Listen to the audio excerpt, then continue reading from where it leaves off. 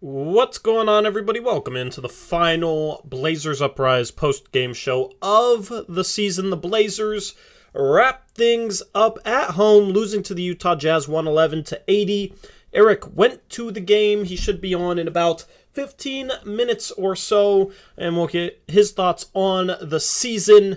But first off, I just want to thank you all for supporting us all season long. It's been obviously a very rough season. It's been it had some fun moments at the start, but it's just been a slog the last couple of months or so. But there's some silver linings. There's some successes from the past couple of months that we can touch upon later in this stream. The Blazers will be going into the draft lottery with the sixth best odds, and then as Blazer fans, we're going to be rooting for the San Antonio Spurs to knock off the New Orleans Pelicans, as the Blazers could also get their pick. So it should be a fun draft time, a fun offseason after the Blazers saw the exodus of many key players, including CJ McCollum, Norman Powell, Robert Covington, and Larry Nance Jr. They now have some assets to mess around with, and it gives some hope and optimism for the future. But today we're going to recap the past. We'll look ahead a little bit later on in the stream, but we'll have you covered all off season with all that sort of stuff. Me and Eric, if you've watched us before, we are CBA nerds, and we've really studied roster construction, so we will absolutely have you covered. I will have a video dropping tomorrow right here on the main channel detailing our 2022 offseason content plans. Just because the season's done doesn't mean the content stops, but I am a little bit sad. I didn't think I was going to be sad, because I saw this coming. This wasn't, we just lost in the playoffs in Game 6 against the Denver Nuggets. How did we lose this series? What in the world? It wasn't that sort of feeling, but I'm still sad, man. I don't know what it is. I've self-admittedly barely been watching games. I can't get into games.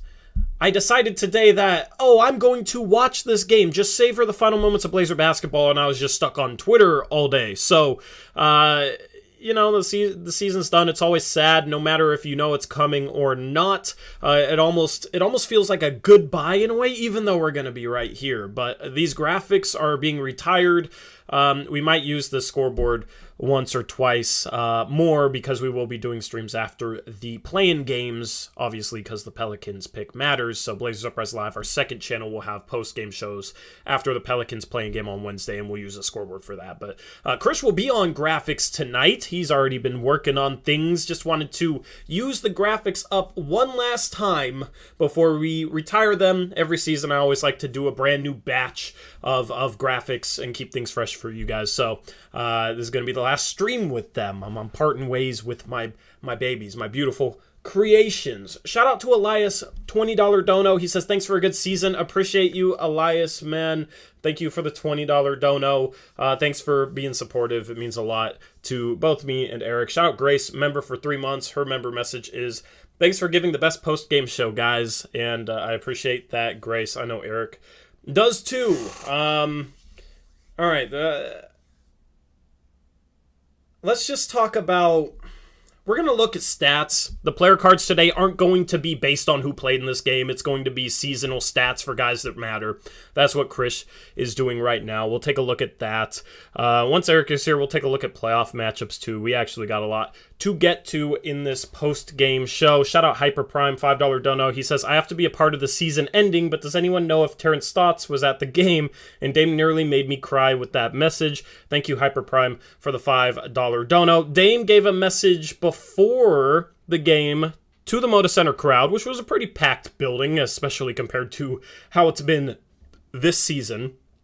He said Anthony Simons was supposed to be the one to do it, but he got scared. That doesn't really surprise me, and obviously is very soft-spoken despite his ascension to stardom this season, which is probably the biggest positive to come out of this season. We'll talk about that storyline once Eric gets here. I kind of want to wait and get his input on, some of the positives. We'll touch a little bit on some of the negatives and concerns going forward and some of the hope going forward, but I definitely want to wait for Eric to be here. He should be here in about 10 minutes, I'm thinking. So he's just riding the Max home. But yeah, Ant was supposed to be the one to give that message, and it was Dame, and he said, we're going to come back next year, and it's not going to be like this. Now, we're still going to hear rumors about how Dame is going to get traded this offseason, despite him saying, we are going to come back next year, and it's not going to be like this here in Rip City. So that was a cool message to hear. Dude's coming back. There's no worries in that regard whatsoever this offseason, and there's stuff to look forward to. I think this should be an enjoyable offseason, but we will see. Shout out Alex R, $5 dono. He says, cheers, guys. Thanks for your service. Appreciate you, Alex R. Thank you for the dono, man. It means a lot. Anyway, let's just touch on picks against the spread for a second. Chat, we're in a tie. I made up 3 games on chat today over the final 11 games, so we're going to have to sort that out. I don't know what the tiebreaker procedure we had for it was. I'm going to let Eric sort that out, but I did end up tying chat and picks against the spread, so I'm happy about that. Let's just take a look at the stats tonight, and I'll kind of fill that in while we wait for Eric here.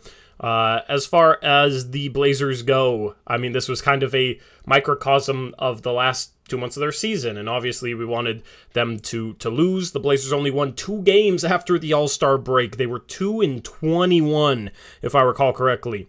Just monumental tank job by the Portland Trail Blazers this year. In this game, they shoot 37% from the field, 26% from 3. Reggie Perry is the leading scorer. Imagine saying that. Yeah, last game of the season, Reggie Perry is the leading scorer. And, you'd think, oh, we have home court advantage locked up. No, we have the 6th lottery odds locked up. So at least we didn't have to worry about that. The past couple of games, we had that pretty much locked up. So pretty good odds. 37% chance at the top 4, 9% chance at the number 1 overall pick. But Reggie Perry is your leading scorer tonight. Career high. He had 20 points, had 8 rebounds, 5 assists, 2 blocks, 9 for 17 from the field, 1 for 4 from 3. Good game for him. I don't expect him back. If he comes back, it means Drew Eubanks isn't coming back. I don't expect both those guys to be in Blazer uniforms next year. I think it will be one or the other, and I think it's much more likely to be Drew Eubanks. But Reggie Perry, I think, has played himself into being on a training camp roster at the very least going into next year. Definitely has had an impressive stint here in the past couple of weeks to end off the season with Portland. Outside of Reggie Perry, Ben McLemore, 13 points, 4 rebounds, 2 assists, 4 for 4 from the field, 2 for 2 from 3. He's a free agent this summer. I don't expect him to come back. Minimum player signings like him don't usually return to Portland. That's just been kind of the history, and he's definitely been a journeyman. I expect him to be on an NBA roster, though, next season. I don't know if Chris is going to make a seasonal stats graphic for him, but we can look at his three-point percentage after this. I mean, he shot the ball pretty well when the Blazers were trying to tank, almost won them a couple games, which would have been bad for the Blazers, but I think he shot well enough to get him a spot somewhere next season. Outside of that, nobody else played well. I'm trying to find the next best stat. Oh, no, CJ Ellaby. I'm tripping. CJ Ellaby was 5 for 6 from the field, 2 for 3 from 3. A good ending to his season that was otherwise disappointing. I will have a player review video for him after, in the offseason, in the coming weeks. He had 12 points, 3 rebounds. Did have 5 personal fouls, but he had a solid game. Outside of that, nobody shot the ball well. Brandon Williams, 4 for 16. He opened some eyes when he first came back to Portland. Of course, he had that 10-day stint early in the season. Came back, opened some eyes, but really struggled down the stretch. Just didn't really get it going, but also he's not necessarily playing next to the best players, doesn't have the best spacing. This team has struggled to shoot. So he's going to be on the roster next year on a 2-way. It's going to be intriguing to see what he looks like in preseason, but he's fine on a 2-way contract, so expect him back in a Blazer uniform. As far as Ellaby goes, I don't know what his NBA future is. He just didn't make many strides this year, so I could see him being on the team next year, but I think there's a chance that he's maybe not even on a roster going into next season. Outside of that, Blevins ended our season. He took the last shot of our season. It was such a beautiful summary of our season. Keljin Blevins taking the last shot and missing it. That was the last shot of our season. Perfect summary. But yeah, a couple good moments this year. Good for him. Let me catch up on some donos. Shout out to Caleb Pendergraph, $5 dono. He says, Dame is obviously being traded to the Lakers for Westbrook and THT. Hashtag sarcasm or slash sarcasm. Yeah, very sarcastic. Appreciate you, Caleb. He says, thanks for all the entertainment this season. Thank you, man. Thank you for the dono. Thank you for the support that you've given us all season long. Shout out to Grace, $5 dono, says, let's get some donations here for Blazers Uprise. Thank you, Grace. Thank you for advocating for people to support us. And then shout out to Connor, who I think this season was probably our biggest supporter. So Connor, I think you get MVP. He's a mod too now. He didn't buy the mod chip. It would have been given to him regardless. He's honestly probably the only mod I have that doesn't troll me all the time. Trevin is okay, but you know, our mods like to have fun and it's enjoyable. Connor is, with the $50 dono, probably been our best supporter all season long. So I appreciate you, Connor. He says, so long to a bit of a weird season. May the gods of the ping pong balls shine down upon us. If anybody remembers this dono and we get good lottery luck, you can thank Connor, okay, during that draft lottery stream for donating the 50 to Blazers Uprise and asking for the gods to bestow some lottery luck, because we're going to need it. But first, we need the Pelicans to not win their next 2 games, their 2 playing games. That's what we're looking at next. Thank you, Connor, for the $50 dono, man. Appreciate you. Cool, we're caught up. Vogel is most likely done. I haven't seen anything like that, but I'll trust you, chat. We love you, Torrance. Oh, man. Love you too. Terry Stoss is the new Lakers head coach. Yeah, we were going to have some Blazer fans become Laker fans if that's the case. Anyway, some final stats to go through. Keon Johnson had a struggle in his last regular season game, but passed the ball well the last couple of games. 6 assists in his last 2 contests of 2020. Of the 2021-2022 season. He had 8 points, 6 assists, 3 rebounds, 3 steals, was 3 for 13 from the field, 0 for 5 from 3. So he showed some flashes of being able to knock down threes. His form looks fine, but the results are shaky at best. But he's obviously going to be on the team next year unless we trade him. He showed some flashes, still extremely young. It's good to see some playmaking flashes and him pass the ball well the past couple of games. Maybe if he could become a good enough ball handler, maybe he's a guy who can play some point guard. I never really thought about him like that, but Chauncey's definitely really good at developing playmaking out of players. Clippers players thanked him last year when he was the assistant coach there in LA for helping them do that. So it's good to see some progress from Keon Johnson there. Greg Brown had been balling out in the goggles Greg, but he didn't ball out today. 1 for 8 from the field, 1 for 5 from 3. He looked a little bit gimpy. He turned his ankle in the previous matchup, but still got out there and played 25 minutes, had 3 points, 2 rebounds, 2 blocks, and an assist. But it was good to see Greg knock down some shots to end the season. He had some good moments. Had a game where I think he had 5 assists recently. It's good to see the offensive flashes from him. Obviously, he's a long-term project that will probably need a couple more years of development, but when you draft a guy after his freshman year in the second round, normally that's what you're going to get.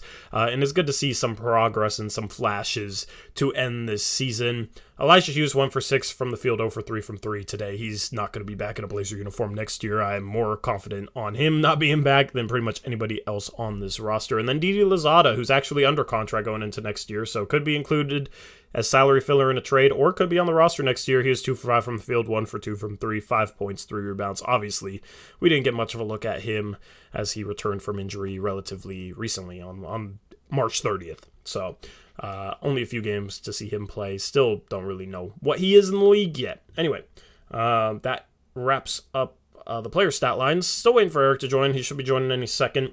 I wanted to wait on kind of reminiscing on this season until Eric was here.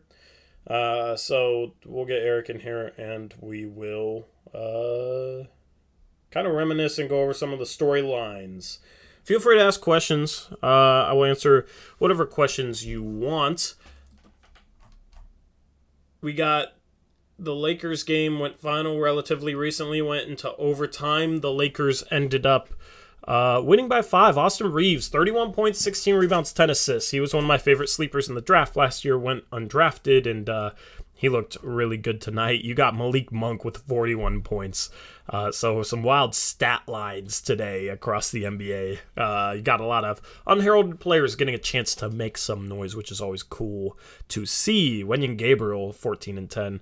Good to see him get a contract. He's actually not on a 2-way or a 10-day contract. He signed a multi-year contract with the Lakers, so it's good to see him find a landing spot. Wish it was somewhere other than the Lakers, but still good to see him in the league.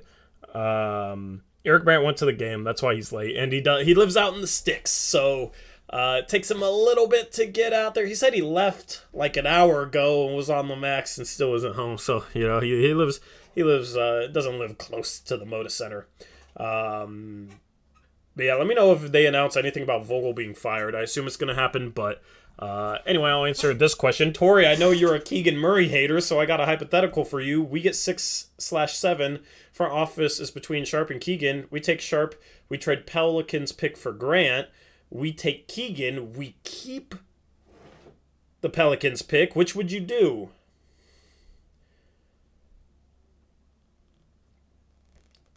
And, Woj already been fired. All right, Vogel's gone. It's going to be interesting to see if the Lakers blow it up. I don't even know. That's a good question, Rahi, but I want Sharp over Keegan because I think he has more upside, and this team needs to make upside plays in the offseason. They got to raise their ceiling to contention level, so they got to go for the highest upside guy, and I think Sharp has the size to play the threes. So, and honestly, at that point in the draft, is probably the best perimeter defender out other than Eason and Sohan. And then has a lot of offensive upside. So I want Sharp if we end up staying at 6. Anyway, yes, you got Vogel getting fired. Thank you for the tag, Hyperprime. Frank Vogel is coach's final game for the Lakers, a decision that is expected to be shared with him as soon as Monday. Lakers search expected to be lengthy and expansive with no clear initial frontrunner. It's going to be interesting to see if Terry Stotts is one of the candidates that they interview or if Terry Stotts wants to coach. Part of me could not imagine Stotts coaching LeBron, but part of me thinks that's the perfect fit because he's just a player's coach anyway, and LeBron's just kind of going to run things there, and Stotts is just going to, it would be interesting to see what his offense will look like. But watch, now Stotts will start to run better defense, and he'll start to fix some of the problems that we had with his coaching once he becomes the Lakers coach. And then people will be saying, see, you were wrong. But if he improves and fixes the things we had an issue with, then, that doesn't prove us wrong. That just proves that he needed to fix some things. Maybe you're off helped them do so. Anyway, yeah, Vogel's gone after winning a championship with them. Won a couple tough seasons, and yeah, anyway. We got somebody hating on Vancouver for absolutely no reason in chat. It's very random.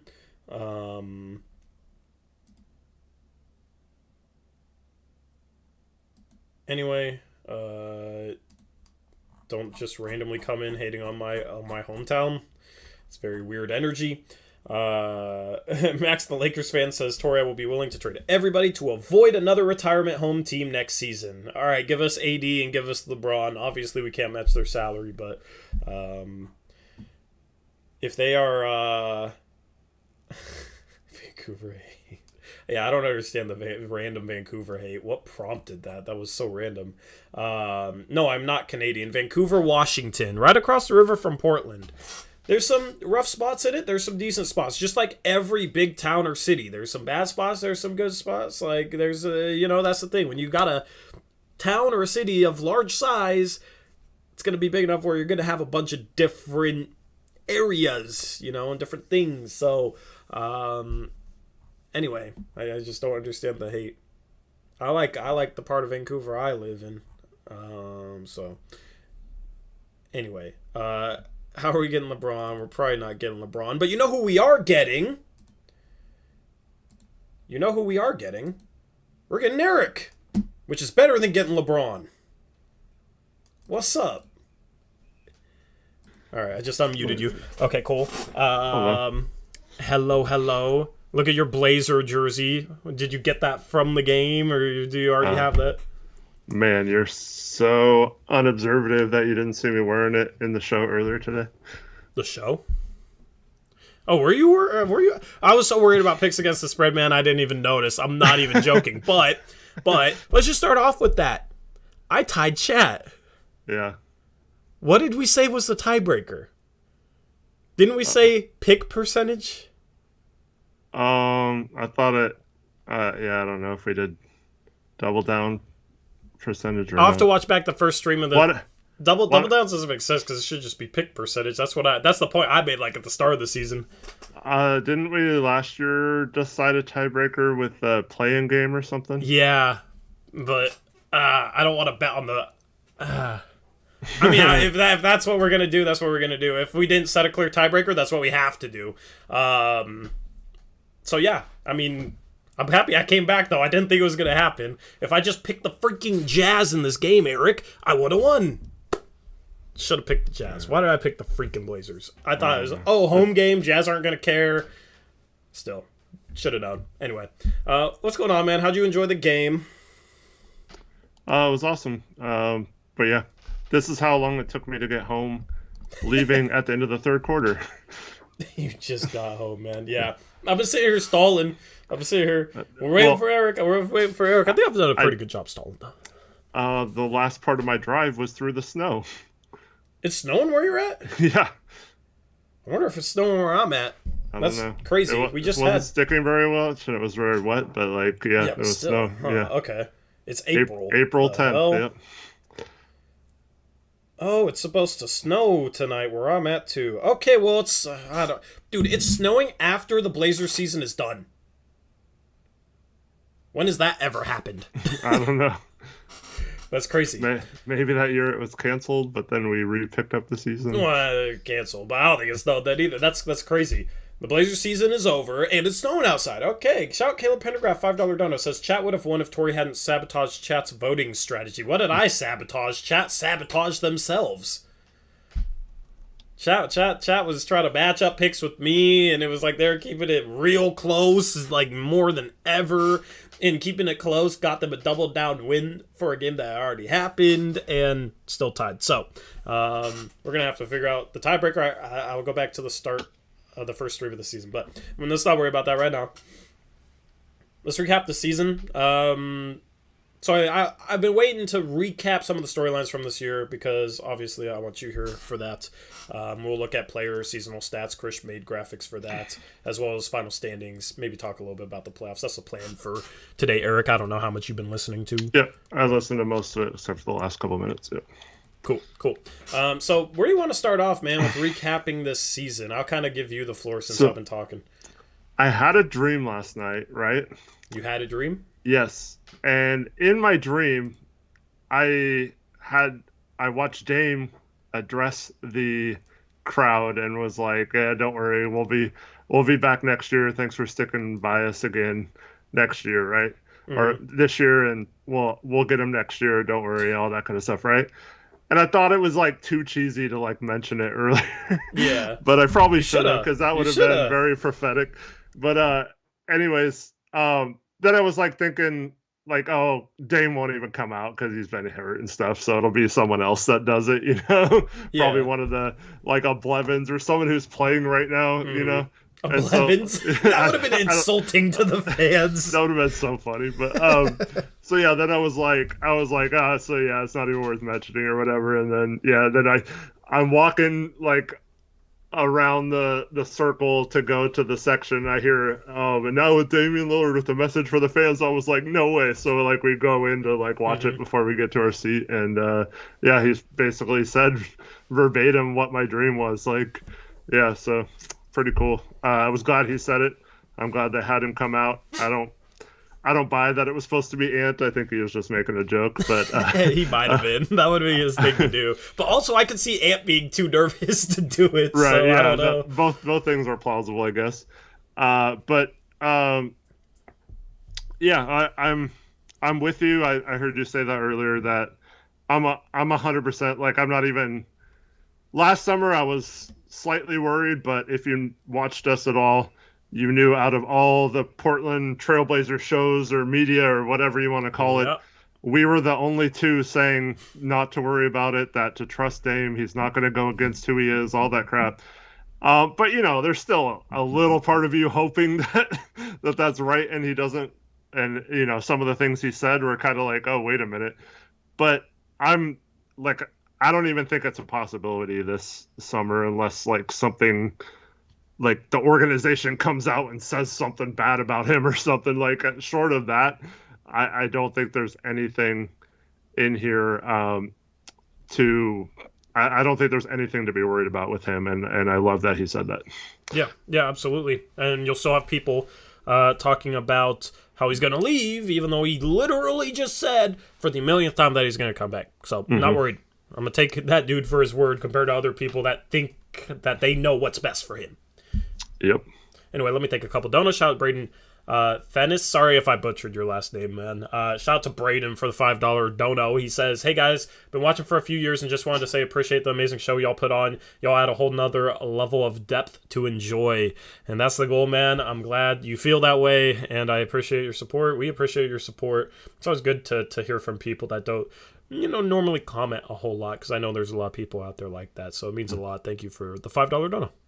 Yeah, thanks, Braden, and thanks to everyone else who donated prior to me showing up. I appreciate it. Yep, people being really supportive, man. It's wholesome. Love it. Shout XC Depp, $5 dono. He says, once the take began, the new meta for Tory was picks against the spread. LOL. Bad team this year, but good streams. Thanks, guys. Thanks, XC Depp. Yeah, I struggled to start the year, and I brought it back, and I choked.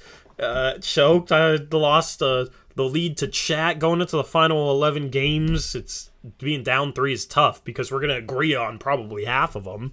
And I made it back. So we're going to have to figure that out. I saw Body say, don't let Tory decide. But I think I said it on the first stream that was going to be the tiebreaker. But I don't remember. And I'm going to have to go and see if that's the case. Because if I said that on the first stream that for sure is going to be the tiebreaker, then that's the tiebreaker. If not, we're going to have to pick playing games. What were you going to say, Eric? I was to say, so Fuzzy says he saw my daughter. She brought out the game ball tonight on the floor. That was pretty cool. I was down near the floor, like standing right next to Hassan Whiteside and Rudy Gobert for a minute. And that was pretty cool as well. Yeah, so shout out to Fuzzy and anyone else who was at the game and noticed her bringing it up. And then when we went up to our seats, the little family next to us was like, uh-oh, we're sitting next to a celebrity, because they recognized her from the big screen. That's that was funny. Cute. Yeah. That's funny. That's awesome. Yeah. She enjoy it? Yeah, she did. That's cool. Happy for her to be able to get to do that. That's cool. And your mom. Thanks to my mom for always pestering the people. That's what you got to do. Yep. Shout out to Chris Brandlin. We got Chris in here. Eric, $10 donor. Appreciate it, Chris. He says, appreciate your guys' work and all the quality commentary. Thank you, Chris. Thanks, Chris. Me and Chris disagree on more than the average person in the chat, but he's always super respectful about it, and we appreciate it. Glad to be able to have a respectful disagreement, because that's pretty hard nowadays. And thank you for being supportive, man. It means a lot to us. Thank you, Chris. All right. Did Hassan Whiteside get a standing ovation? That's the question in chat, Eric. No, he did not. Let's just recap the season. So, what do you think was the most positive in chat? You should answer this as well in chat. What do you think was the most positive part about this season? I mean, on the court, it's 100% what you mentioned earlier, and that's Ant's development and him showing that he can be a true legit number 2, I think, next to Dame. And so seeing him transform his game into an all-around playmaker, someone who can handle the ball, someone who went from, I don't know if this guy could be our backup point guard, to how do we have him not have the ball next year, type situation. I think that's probably the biggest on-court thing. Off-court, it's very tough to decide between Olshey getting canned and the whole tanking and successfully getting down to 6th, which if you would have told me we wouldn't start tanking until like halfway through the season and we still got sixth, I'd be very happy with that considering how many other teams were trying to tank seemingly. So I think it's pretty close between those two for off the court. And then also the trade deadline, whether it's positive or negative, you and I probably both think of it as negative. But that few days before the trade deadline, some of those horrible moves we made could plague this franchise for years, especially if the Pelicans end up making the playoffs. So a lot of off-court stuff that happened, but on the court, it's for sure Anthony. Yeah, I mean, that's the negative of the season. Obviously, missing the playoffs is a negative if you want to look at it that way, but if we're heading into next season with the same roster, like say we just stuck it through and got the 7th seed or the 8th seed through the play-in and lost in the first round, I wouldn't be more confident heading into next season. It would be a situation where we'd need to retool, and we already started that process and got a good pick through it. So I'm happy that they started the process at the deadline, and hopefully we get a top 3 pick out of it. Hopefully we get the Pelicans pick. You know, this draft lottery is going to decide that trade deadline. If we get a top 3 pick because of how bad we made the team and tanking, and then we get the Pelicans pick as well as part of that CJ deal, the trade deadline was fine. So that's what my fingers are crossed for. That's what I'm hoping for. The CJ trade also is a little bit, you know, it looks better when Josh Hart comes and balls out. That's another positive, is he played really, really well when he was here, and he's a guy who's embracing the city, which is cool to see. I knew he would be that type of guy and a guy who would become a fan favorite. We talked about him earlier in the season before we traded for him, that he might be the type of guy that just goes after it on defense, that sets the tone on defense that we need. And then we went out and got him. So happy to have him. That's obviously a huge positive, getting him back in the CJ trade. So his play, Ant's play, is the 2 biggest positives in terms of player performances this season. Ant definitely the biggest for sure. I mean, that dude came in and looked like a star. When he was seeing star-level defensive attention, he handled it pretty dang well. Still scored efficiently. His playmaking was vastly improved. His dribble drive game was vastly improved. He was a much more dynamic player offensively. He was pretty much just a 3-point shooter last year. You know, he had athleticism and could handle the ball a little bit, but he hadn't like put the pieces together. And this year you saw him start putting the pieces together, and the result was dynamite. Yeah, for sure. I have no problems with Dame Ant backcourt. I think we're fine there as long as we put the right pieces around them. And that's another thing we didn't mention is Dame hopefully being healthy for the first time in years. Yes. That's going to be a huge key moving forward as well. And if we had to sacrifice one season, if like you said, some good things come out of it and we end up okay, even though we traded some players away because of the draft pick luck, then yeah, this season is definitely going to help long term, in my opinion, with all the assets that are possible if things break the right way.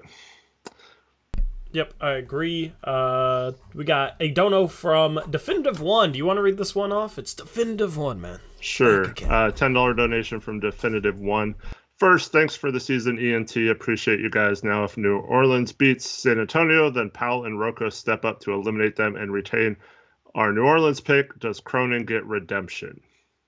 I mean, I don't think Cronin gets redemption because that's just luck, you know. That's not his control. But it would be something, wouldn't it, that terrible Clippers trade ended up helping us in the end. I would feel a little better about it, but my opinion on Cronin wouldn't change. Appreciate the dono, Definitive. People would claim that we were playing like 4D chess when the other teams were playing and they're checkers. playing 2D checkers. Yeah. Yeah. See, I'm always going to. I mean, obviously, you can grade trades in hindsight, which is always going to happen.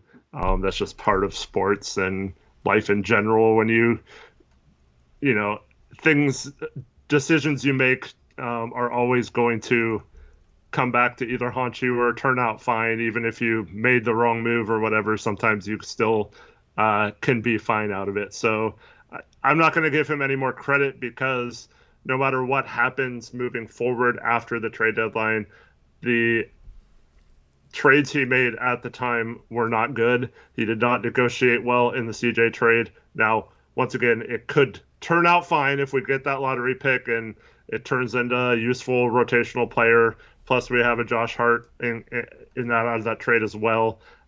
We get Ingles kind of indirectly after that. So if he's retained and has a decent role player type season next year, so there were some positives from it. But the fact that we have to still sit here after the last game wondering if it was a good trade or not, still, that just proves to me that it wasn't. So hopefully we get lucky there, but that doesn't mean he negotiated it well. I still think he got abused basically in those negotiations. And the Clippers trade will always be horrible, no matter how good Keon Johnson becomes, no matter how good that second round pick is when we get it in 2025 or whatever. No matter how good Winslow is, their value was not good in that trade. So I can't really ever redeem him from that. But it was his first trade, so I guess he could still get lucky on it. Yeah, and it also could have been some fishy things with ownership forcing him well, into yeah, that I trade, mean, so it's not all on Cronin, but it doesn't redeem like Cronin. My decision on him won't really change unless he, makes solid moves. But if we trade the Pels pick for that's Jeremy Grant, and that's our big move this summer, then that's not redemption. That's what it comes down to. What he does this offseason is going to determine my opinion of him. I mean, he kind of put himself in this position through the deadline, so if he's able to manage this position to the point where we get good value out of trades and we draft the right guy and that sort of thing, then I will have a positive opinion about him. He has a real chance here to make something happen that we didn't really have a chance at in previous years. Obviously, O'Shea was a bit more attached to CJ McCollum. I still think he would have traded him in the right deal, but he didn't want to take a risk. Cronin took a risk to put himself in this position. He has a real chance to make a case for himself if he pulls off the right moves this offseason. We'll obviously preview all of that. But back to some positives. Trent Watford I hadn't mentioned yet. He's been positive. We'll take a look at player stats. Chris, if you're listening, oh yeah, he did do a Trent Watford player stat slide. So we have player stat slides we'll look through, but he was definitely a positive. Good to see him get a contract. Thank goodness he didn't end up with a serious knee injury. It looked like he might have a week or two ago, and he could be a serious factor next year. It's nice to finally land a undrafted player that looks like he can stick in the NBA and maybe even be a rotation guy, because we haven't really done that before in the Dame era. Yeah, Trenton, good seasons. Him and Nas, man, it's so disappointing. Both of them got hurt because this would have been the perfect season for them to have a lot of developmental minutes. So, it's Trenton was definitely a bright spot. Yep, absolutely. All right. Any other bright spots, chat? Let me know in chat. Eric, any other bright spots? Let me know. From this season. Definitely just kind of want to focus on some of the positives to wrap up this year. Did you read Christian's donation? No, I hadn't. Do you want to read that off? I'm downloading the graphics. Christian with a $5 donation. Thank you, Christian. Thank you for having amazing content for us this tank year. Can't believe the season is finally over. Yep. It's kind of bittersweet, right? Yeah, I was a little sad starting the stream, man.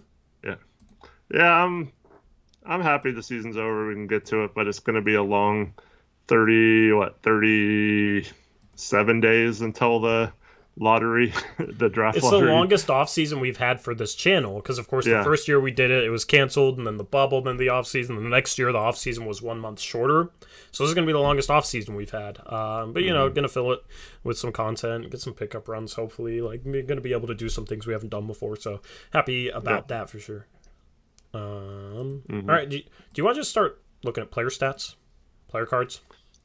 Sure. Let me just read off one more comment. Fuzzy says Billup's coaching improved through a crazy year as well. Yeah. And that is something that, you and I both said we were going to be a little more critical than a lot of people who are saying to give him time.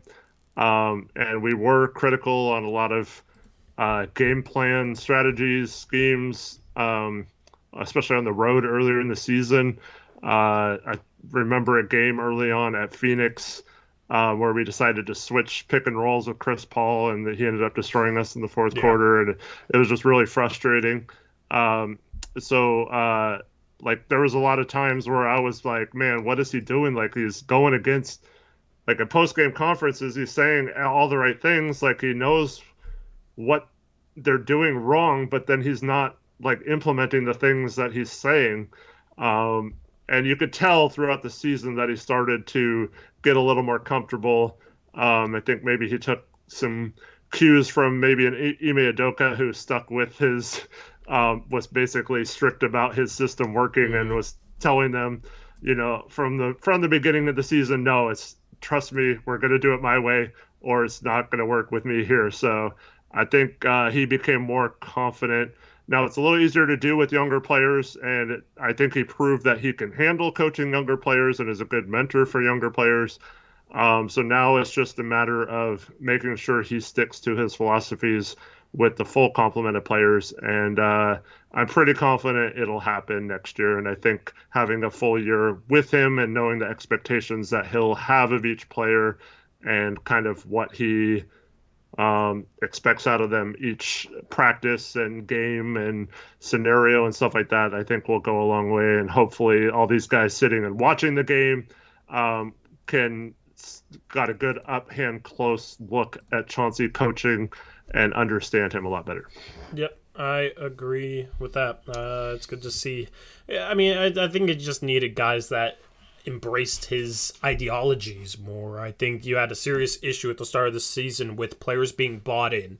And this is an argument I've had recently where people was just, it wasn't the best roster construction. Like this roster had its weaknesses going into the season, but a major issue this year was players at the start of the season just not giving enough effort and not being locked into games. This team, tell me if I'm wrong on this, because my recollection, I don't know if it's 100%, but we started 10-1 at home and 0-10 on the road, correct?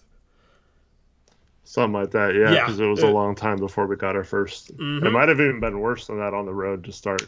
Yeah, but we were hovering around 500. We were 11-11 at one point, I think. This was a situation where this team at home at the start of the year actually looked like a contender and played like a contender. They had a blowout win against Memphis with Jaw, a healthy Memphis team. They had a blowout win against Phoenix, where they played really good defensively. That Phoenix game at the start of the year, CJ McCollum, that was the best defensive game I've ever seen him played. He played phenomenal defense on Devin Booker.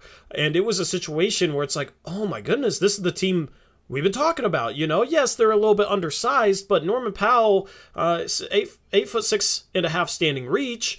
If he just buys in defensively, gives effort defensively, and just plays hard, it's not a situation where we're just going to get screwed defensively because we lack size, and there's nothing physically, in my opinion, limiting CJ McCollum and Damian Lillard from being average defenders, except for maybe Damian Lillard's injury, which he now got fixed. So it was a situation where, we had a starting lineup of Dame, CJ, Aminu, Mo Harkless, and Enes Kanter, and we made the Western Conference Finals with that lineup. So the thought process going into this year, I think, was Dame, CJ, Norm, Rocco, and Nurkic can be just as good as that team defensively, but then better offensively. And if that team can make the Western Conference Finals, this team could make a run. And you saw that team play really good defense. Yes, it was only a couple games, but the small sample size gets brought into that conversation. But defense is in large part controllable.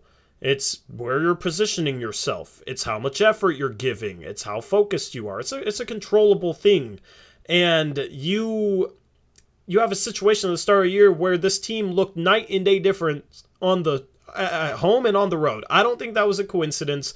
I think it was a situation where with the home crowd behind them, these guys played hard. They had the home crowd. They would go on the road.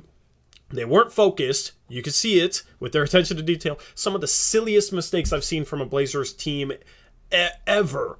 And just horrible mistakes to start the year. Lack of effort. Guys trying to bait for foul calls and then not running back on defense. There was just a situation where we didn't buy in. In this roster, I don't think was going to be top 10. I was questioning it, whether it could be top 10 at the start of the year. I thought in the best case scenario it could be, but I thought it was more a situation where you just got to get this defense to average-ish, okay? And then the offense is hopefully good enough where you can make a run in the playoffs.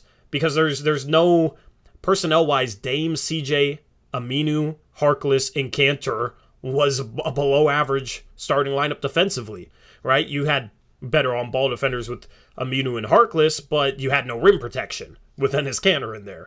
And you don't want him guarding pick and rolls either. So it was a situation where I thought the calculation was, okay, we just got to get this team to average defensively. It's not going to be great because it's not the best defensive personnel, but if we can just get it to average, this team is so good offensively that maybe they can make a dark horse run in the playoffs. You know, injuries happen. Certain teams seem to struggle in the playoffs that didn't in the regular season.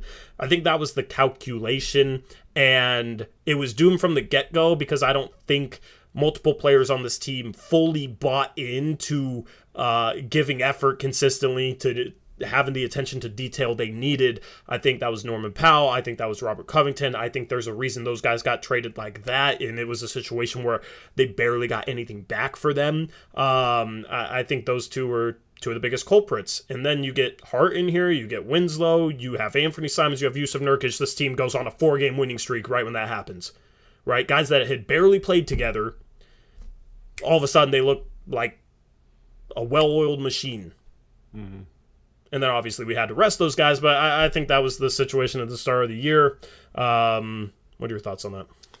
Yeah, and I'll save what I want to say about Nurk. I saw some people in chat talking about Nurk earlier, so I'll talk about that when we get to his card. But looking back, that's where I went wrong. For the how many ever times I've said it this season, I was completely wrong. I made a mistake on how good this team is going to be. Obviously, can't account for injuries, but the Dame injury, I mean, even if he was healthy, I still don't know how much that would have masked it. I mean, obviously, Dame has the ability to take over and win us games, and we could have been fine like in previous years, but it was impossible to know that a guy like Norman Powell wouldn't adjust to better coaching. A guy like Robert Covington would stat pad and defensive stat pad and just let his guy blow right by him, and then become terrible at off-ball defense when he's supposed to be a good off-ball defender. Stuff like that is hard to see that regression happen.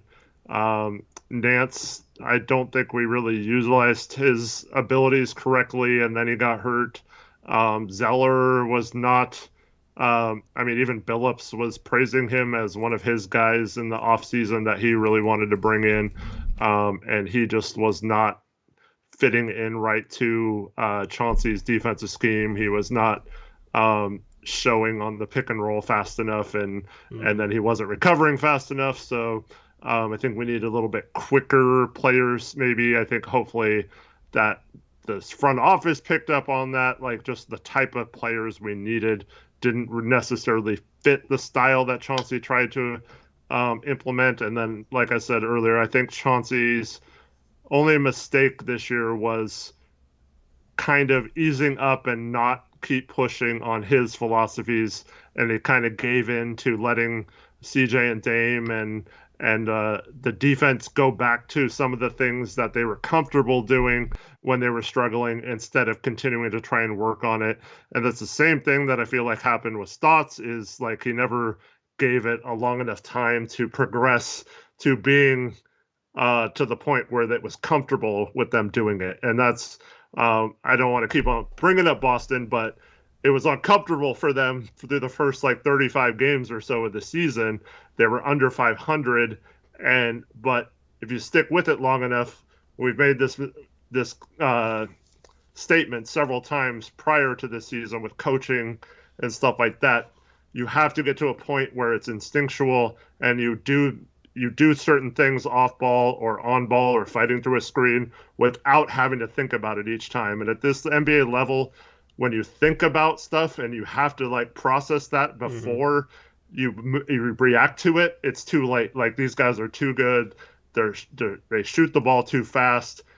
They get into the paint and get a pass off before you can even recover. So those kind of things take time to build up a natural reaction to it. And I feel like Chauncey gave up on that a little too soon, and then he went back to it. But our season was kind of lost at that point, and then combine that with the Dame's injury, it was just kind of an unrecoverable time at that point. Yep, I agree. There's something I wanted to touch on in chat, but I forget what it was. But I sit here and I wonder, what if that team that we saw at home to start the year was consistent? How good could that team have been if we came with the same mental approach and the same focus and the same energy on the road to start the season? Because we started 10-1 at home, and that was with Dame struggling. That was with Dame not playing well. Imagine if that team brought that same approach on the road and Dame played well. Obviously, you're going to be worse on the road than at home, but they were 10-1 to start the season at home and 0-10 on the road. So there is going to be some times where I wonder what this team would have been if guys just bought in and maybe Dame was healthy, because I think it could have been a dark horse contender. I still believe that, and that's what I believe to start the season, and I still believe that it could have been. So, it definitely had weaknesses, especially defensively in terms of roster construction, but it was a team that could have made some noise had things gone right, and then everything went wrong. Everything went wrong. So at that point, you got to retool. That's what they did, and now you can take a fresh approach and hopefully learn from where the season went wrong to have a better season next year. Which that's the thing, you got to learn from the mistakes. You got to try and you got to try a different approach when something doesn't work. And what didn't work was having guys in here that weren't really committed to that end. But here's the thing: I think if guys were bought in, we would have been fine. If Dame was healthy, we would have been fine. I think it was certain guys not being fully bought in with Dame not being fully healthy, and those two things combined is why the season went south to start, and that's why things went downhill. So, if Dame's healthy, Dame covers a lot of problems when he's healthy because he's so freaking good offensively that he can carry you despite how bad your defense is. You can still put 130 points on the board when you have a healthy Damian Lillard and when you have CJ McCollum, who looks like a freaking star right now in New Orleans. 26-6, efficient. You got two legitimate star scorers in the backcourt, and then you got Norman Powell, who's efficient, and you got Nurk, you got Simons off the bench. I mean, offensively, that was a dynamite unit. It's just when Dame's not healthy, he's the thing that makes it all go. He's the one who makes the ship run. So, it was. I almost think it was a good thing, though, that we had problems to start this year because he needed that surgery. I'm hopeful that it can extend his career. I'm hopeful that he might have his best year in a Blazer uniform next year. That is certainly possible because we're talking about a dude that was dropping 60-point games. He averaged 30 and 8 in the season when he says he was injured. And I believe him because he's not the type to make up injuries. Dame's a man of his word. Dame's not the type to make up him being hurt, right? Dame's not that type of guy, so I absolutely believe him when he says that he was hurt the past 5-6 years. It was affecting his movement, and he just got used to it, and he didn't realize how much it was bothering him because he was so used to it. So that's obviously an optimistic thing to look at going into next year. Is Dame, I think, is going to come back with a vengeance, should have a retooled roster around him. If it's a roster that plays defense and you have Dame back to normal, that is certainly a playoff team because the offense will definitely be good enough with Dame and Ant. It's just about getting the defense to where it needs to be. I have a question for you, and I want chat's answer on this as well. Let's say we go back in time and Dame gets the surgery shortly after the Olympics. Mm-hmm. Misses, say, the first 20 games or so of the season. Do you think we're kind of in a similar situation because we would have struggled without him and maybe he would have came back, but it would have been too late, so he probably would have been bad anyway and missed the playoffs or the play-in? Or do you think we could have maybe noticed a lot of this stuff without Dame and fought through a lot of the growing pains of the new coaching system and stuff like that, and then when he got back, hit the ground running? I think it would have been more of the latter because there was games where he was hurting us, and that's the first time I've ever said that about him. Isn't due to his ability, is due to his injury. The dude really struggled to start the year, and we'll look at his his player stats. Actually, let's just throw his player stats up there now since we're talking about him, and I'll segue this into the player cards. But he was legitimately hurting us in multiple games, and I think CJ McCollum would have stepped up in his absence, just like CJ McCollum has always stepped up in his absence, just like CJ McCollum has stepped up since he's been traded to New Orleans and is the lead guard there. Like, CJ McCollum is the lead guard, is a legitimate all-star, a legitimate all-stars caliber player, and I said that around the trade deadline. Just because he hasn't made an All-Star game doesn't mean he's not a legitimate All-Star, and people are like, oh, well, you have to base it on the All-Star game. He hasn't made an All-Star game. He's not an All-Star. The dude goes, every time he's the lead guard, he averages 26 and 6 and does it efficiently, and play makes and just is a lethal scorer. So I think CJ would have stepped up and had a really good start to his season, because every time he's been the lead guard, he's played really well. And then you had Norm and Ant. Like, that would have been enough 3-guard lineup to replace some of that offense. And I think maybe some of the growing pains, they would have been more, they would have been expecting it a little bit more. They would have been more resilient, because it would have been a situation where they're sitting there like, oh, well, we can figure this out, and then when Dame gets back, we're going to be really good. Instead, it was like, we have our roster, and we're terrible on the road, and we're losing, and we're like, and it just went downhill from there. So I actually think it would have been better for the team's record this year. I think it could have been a situation where we're talking about our playoff matchup right now, if that was the case. Yep. Anyway, yeah, let me put Dame's stats up on the screen. What is chat? Which way is chat leaning with that? Sorry, I got distracted with something one of your favorite people said. Oh yeah, who's Shervin? What did Shervin say? Oh, he mentioned a game earlier in the year where Paul George torched us. Oh, and God, I think he's referring to the game where everyone said, see, we can't have a good lineup with Norm Powell guarding Paul George, but I think Paul George was like 2 for 9 or something with Norm guarding that game, and everyone was saying, yeah. Norm, like, I remember that game. Norm played hard defensively that game. Norm, when he would buy in defensively, would play hard defensively. I know these are kind of cliche terms that normally we don't use, but it's like the only way to explain it. He would have games where he was really good defensively because he'd just play hard. And that was one of them. He defended Paul George well, and then Paul George torched, I forget who was guarding him, but yeah, it was like when he wasn't guarded by Norman Powell, he torched everybody else. Switching, yeah. Yeah, we kept switching into mismatches, and then when he scores, it's like, see, Norman Powell. But Norman Powell did a good job defensively on him that game. But the problem that was few and far between. Too many times I saw Norman Powell ignore an open teammate, flail to try and draw a foul, obviously wasn't a foul, and he doesn't run back on defense at all because he's complaining to the ref. How many times I remember just yelling at my screen at that. Like, nothing made me more mad all season long than that. And it's obvious that he wasn't that happy playing in Portland. Like, let's just call it what it is. Talking about Norm, I have Dame up. Let me switch back since we're talking about Norm, but then we'll look at them. It's obvious he wasn't happy playing in Portland. He gets to LA. That was the most I've seen him smile in since he had come to Portland. So, yeah, Okay. I don't like Norman Powell. I'm just gonna say that right now. All right, Shervin. Just let me ask you a question. Do you remember which game you're referring to? If it's the one we lost by 30, right, when our second loss of the year. He's not gonna listen. I know. I just want to make sure everyone in chat understands this. So it's not necessarily directed at him. But Paul George in that game, they won by 30, right? He was 6 of 16, right? 14 points. Yep. Okay, so fine, right? But he didn't have a good game. We lost by 30, though, right? Mm-hmm. Next game against Portland, Paul George goes off, right? 42 points on 15 to 24 shooting. 42 points against us, right? Terrible defense on him, right? Yep. We won that game by 19. Right? Yeah.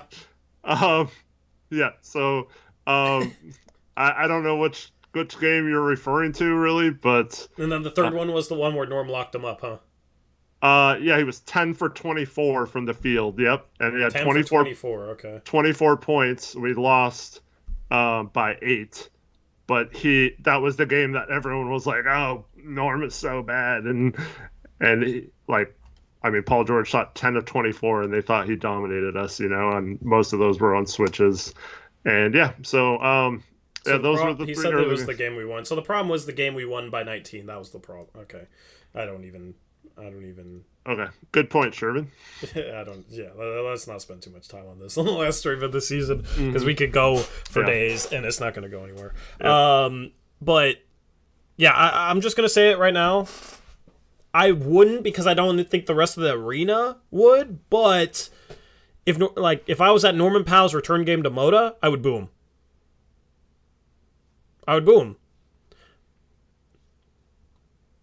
Yeah, I wouldn't boo him, but the dude, there's just something to me about guys that are just don't take pride as competitors, and that's what I saw from him this year. It's like he came to Portland paid him, gave him a bag, and then this year I felt like he moped too much. I felt like he had too many plays where he just gave absolutely no effort.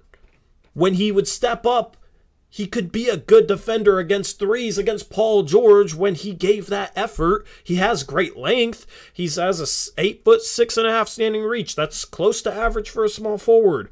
And that's the thing is if you play good defense, if you're in somebody's grill on his jumper, it doesn't matter that you're a little bit shorter. If you're in the dude's grill, if you're not letting him get past you, Paul George isn't playing out of the post all the time. He's playing on the perimeter. So give me a 6'3" guy that's in his grill all the time and doesn't let him get past him versus a 6'7" guy who does and isn't able to play pressure defense like that because they can't stay in front. And that's the thing is when Norm really tried and really gave effort, he could be that type of defender. But the problem is he rarely did it. But we'd see times where he would, and that's the game where Paul George went 2 for 9 against him. That was one of those games where he did. And it was like, why can't you do this all the time? And he just, for whatever reason, didn't want to. And that pisses me off. So that's why I'd boo him.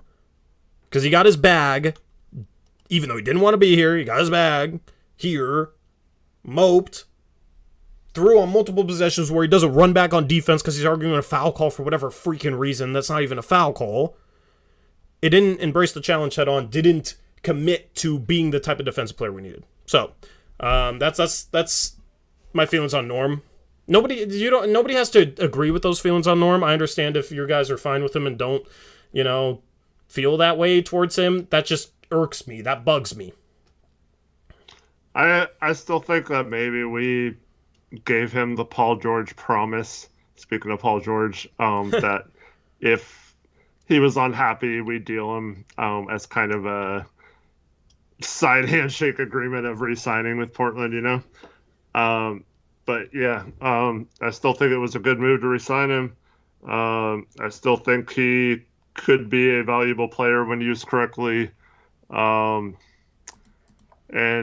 it's the frustrating part to me is he made several sly comments about how he didn't like Stotts not holding players accountable and how it was majorly different from Nurse in Toronto. So I was hoping a coach that tried to hold him accountable would get his ear, not kind of have Norm tune him out or go the opposite way. So I'm a little disappointed with that. And I mean, I don't know if it's his entire fault that when you have the Dame and CJ backcourt and you have Norm at the 3, we expected him to be the man in terms of on-ball perimeter defense because we know Rocco shouldn't be in that role. So we kind of forced him into a role that we thought he'd be okay in, and unfortunately he kind of went the opposite way and didn't like that role or something, or I don't know what it was, but we needed him to be better than he was. You guys can say all you want about how he hasn't, or he's not that kind of defender or whatever, but he has shown glimpses when he's committed to playing defense of being a pest and a guy who can get in people's faces and be a disruption on defense. It's just disappointing that he didn't have the right mindset for that role, and it seemed like he had more of a mindset as an offensive player, which is, going to be true of most players in that situation. So I don't know if it's necessarily his fault that we put him in a role that he wasn't good at. So I wouldn't boo him for that. But at the same time, he did fail in that role. Yeah, I want guys that come in here and would embrace that challenge head on. Josh Hart, I think, is one of those guys. Yep. Josh Hart wouldn't be there. Josh Hart is the type of dude to embrace the challenge, to step up to the challenge and try and do what the team needs in order to win. Whether that's him as a scorer, him as a passer, he rebounds the hell out of the ball. That's how you know that dude tries and plays hard.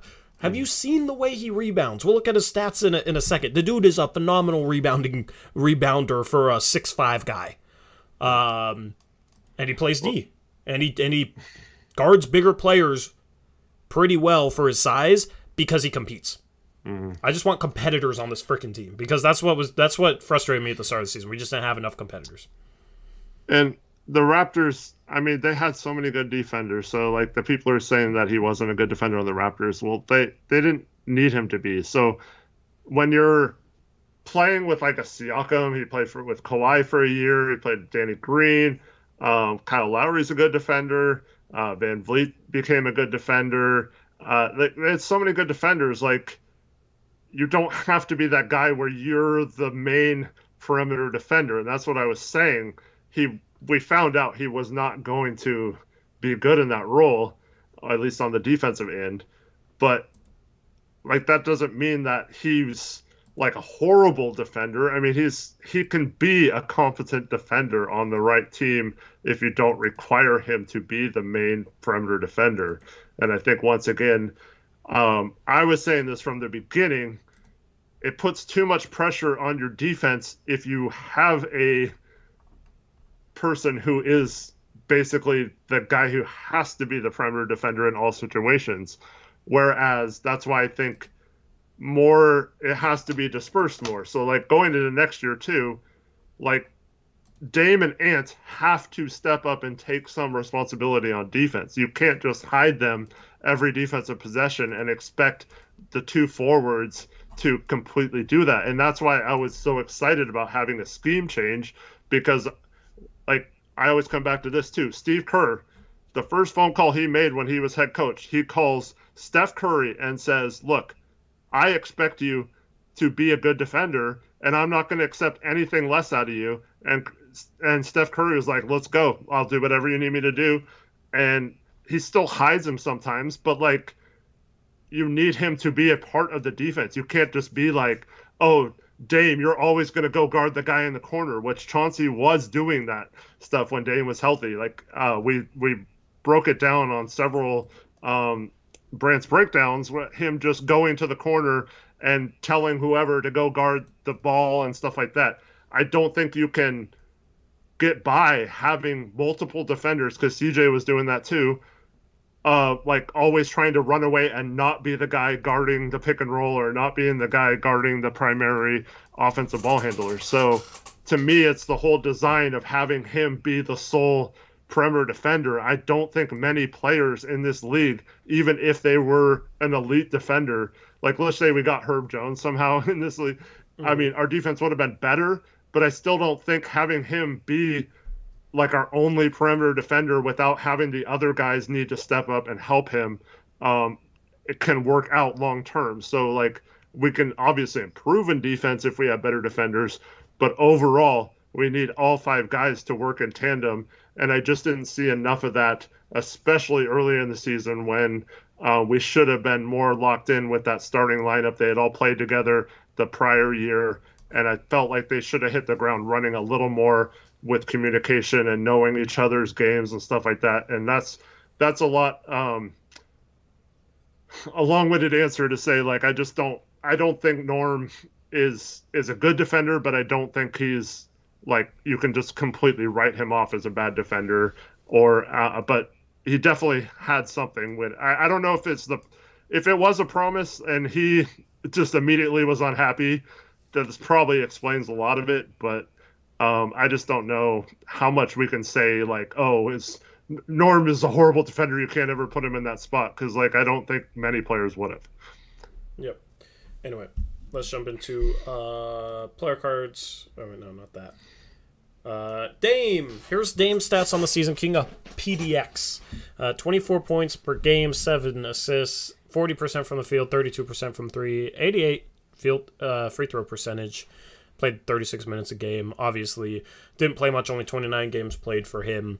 We already talked about some of his struggles to start the season. It might have been a little bit of the new ball. I wonder if they changed something with the ball recently, because you had a bunch of players just start popping off offensively. The new rules at the start of the season, he was one of the guys that were getting screwed, where guys were just hammering him, I thought, and he wasn't getting to the line hardly at all. And then those rules seem to change this season. So I think next year he'll be right back to being the Dame we all know and love. I mean, he was decent this year. I mean, 24-7, efficiency's down, but it's not in the basement, So I still think, and this is him playing hurt. With those circumstances, I think he's right back to being the Dame we know next year. Yep, and some people tying it back to his defense. I mean, the hope is that he was, affected by the injury, and that was leading towards him having to pick and choose where he exerted energy and stuff like that, which was pretty obvious to me if you watched full games and stuff like that. So I'm hoping that starting next year, he's a little more adept at fighting through screens and not like just passing off defenses. I'm going to go stand in the corner because we definitely need him to step up on that end. And I know he's capable of it because a few years ago he was trending towards being a neutral or slightly above average defender. And I think that's possible for him to get back to there if he is healthy. Yep. That's all we need to be. It's like neutral. Shervin has a good point. He was all-star caliber after the cortisone shot, so I have no worries with him. He looked like normal Dame after that cortisone shot for 2 or 3 games, and then started to struggle again. So I think he'll be right back to being the Dame we all know. Let's. Who do you want to talk about next? I'll let you decide because it's not a slideshow. I'm just putting individual things in here. Who do you want to talk about next, Eric? Let's talk about Nurk. All right, let's put Nurkic up there. Here's Nurkic's stats for the season. 53% from the field, set a career high in terms of 2-point percentage, had his best finishing year despite the criticism that he got for not being able to finish this year. He got criticized more for his lack of finishing this year when he was finishing the best he ever had. It was kind of strange to me to start the season. Has a nice free throw percentage there too at 69%. 15 points per game, 11 rebounds per game. I wish that they used his playmaking more to start the season. I'm hoping that'll be a factor to start next season. I still think he can pass the ball. The assist-to-turnover ratio doesn't look the best, but, I mean, charges or turnovers, those aren't coming necessarily just off passes or whatever. He commits, seems like, a charge a game. And illegal screens are turnovers too, correct? Those count as turnovers for individuals if you send an illegal screen. Yep. So, that doesn't really have anything to do with his passing. Would like to see him utilized a little bit more as a playmaker. He had a phenomenal stretch there after the deadline during that 4-game winning streak where he looked kind of dominant. And then, he was playing too well. We had to sit him for the rest of the year. Yeah, and I think I'm hoping that shows Chauncey what he was missing out on at the beginning of the year by not utilizing him. I love the way him and Ant were playing off each other. I feel like they were developing a really nice 2-man game. And I really think we are fine with Nurkic moving forward as our center. I still think he could be a starting center on a really good contending team. We still need the perimeter defenders around him, but yeah, rim protection's a weird stat. Yeah, like I see several people commenting about it in chat. I still feel like, I mean, we saw stats at the beginning of the year that we were blitzing the pick and roll more than any other team in the league, even though it was like blitzing and showing or like other stuff too. But like I feel like we tried to be super aggressive on defense. At times we were a little too aggressive, but like it was also like we weren't doing it right either. And so hopefully we adjust those things. And I feel like our defense with Nurk got better as he became more comfortable. And especially that last stretch before he sat out, I feel like his defense was getting a lot better and his rim protection was going back to what it was. And I still think he is a capable rim protector. He's not going to average a ton of blocks because he's the kind of guy who contests shots. He doesn't necessarily go for blocks all the time. Mm-hmm. And that's part of the reason why he's not super foul trouble prone, except for when he plays like Jokic or someone like that. But those kind of guys get everyone in foul trouble, so that's not necessarily like a knock on Nurkic. But I think his positioning and stuff like that is way more important than a rim protection stat for him. And I think he is a smart defender. And I think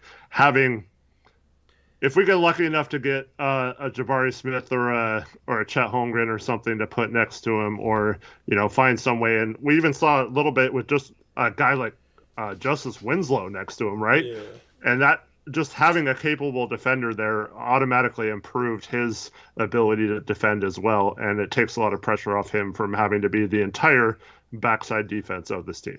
Yeah, I mean, when you play aggressively on the pick and roll, you got to fill in the gaps behind that properly and rotate back out. And we just didn't have guys that did that, and didn't have guys that were locked in mentally. I mean, I've seen Norm and CJ and guys do that right at times. It's just that it was never consistent, and the effort level was never good enough. Guys started running out, closing out way too lazily. Rocco would just run out a guy and bite on every single pump fake. Guys knew it, and he'd take himself out of the play that way. Like the defense behind the aggressive pick and roll was bad. Nurkic trapped it fine for the most part. Trapped, showed, hedged, ran every scheme decently. It was just all the issues behind him. So anybody that says that Nurkic isn't built to play that scheme, I don't believe that. You just have to have 5 guys on a string to cover the gaps behind that, and we didn't have that. Hopefully we have that next year. I still would like a good secondary rim protector, because I think it's good if you're going to play an aggressive pick and roll scheme and have Nurkic up above the 3-point line, hedging, trapping, doing that sort of thing. Once the ball's out of the trap, it's nice to have a second rim protector. It worked with Winslow and everything, but that's why I would be intrigued with Chet Holmgren playing next to Jusuf Nurkic, as Jusuf Nurkic could go up and hedge the pick and roll and play aggressively on it, and then if the ball gets out of that, you got Chet Holmgren waiting for you, who I think is going to be a phenomenal rim protector in the league. So I think Chet would be a good system fit for that regard. There's kind of the same thing that we had with I liked having Zach and Nurkic for that reason, is you can play a little bit more aggressively with a better secondary rim protector out there. You just gotta, once that rim protector takes away the layup, and whoever had the ball attacking the rim kicks out, you just gotta rotate out. And if you do that, you play good defense. It's that simple.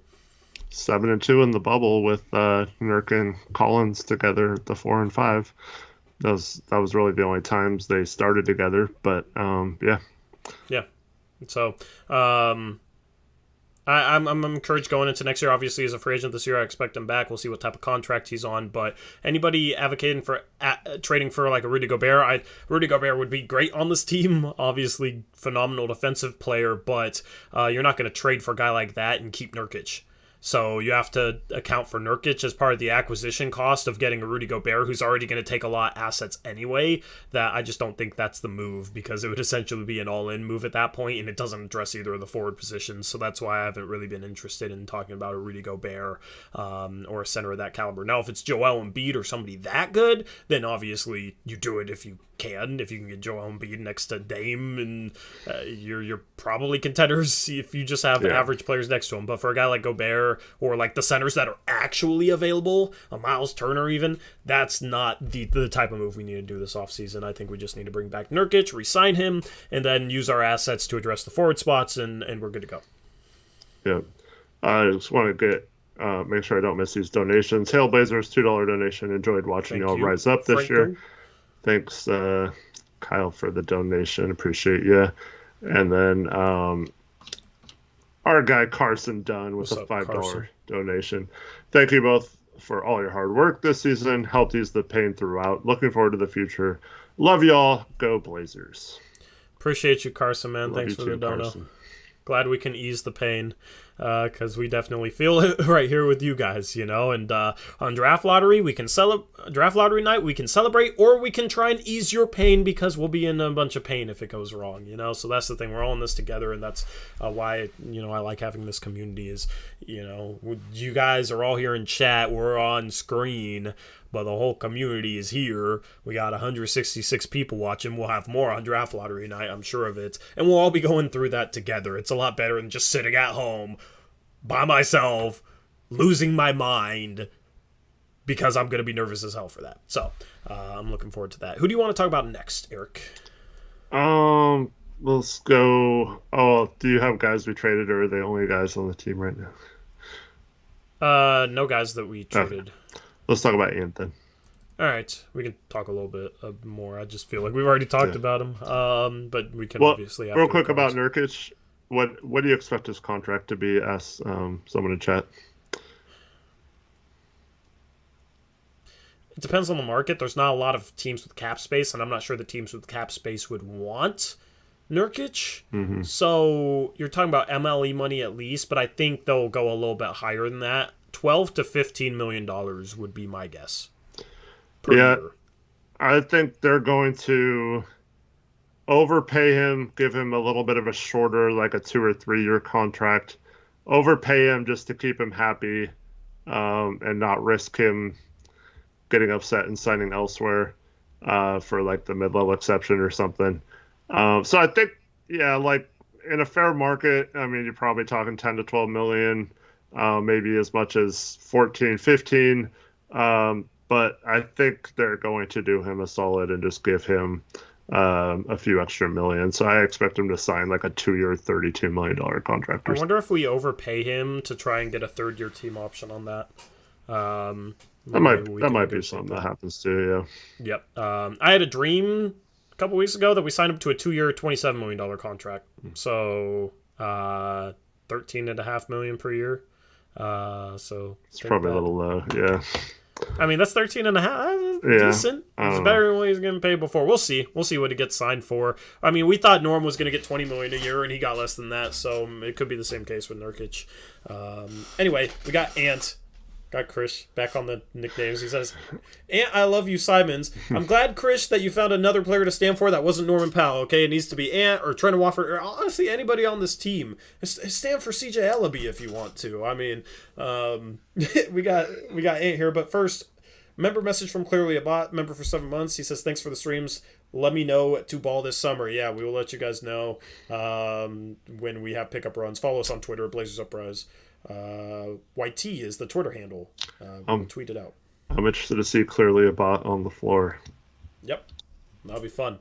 And I'm gonna try and pay somebody to videotape that. Might be Chris, I don't know. We're gonna pay somebody to videotape that so we can put out a video of the runs, of the good moments, not the bad. We want to look like we're good at basketball, right? So.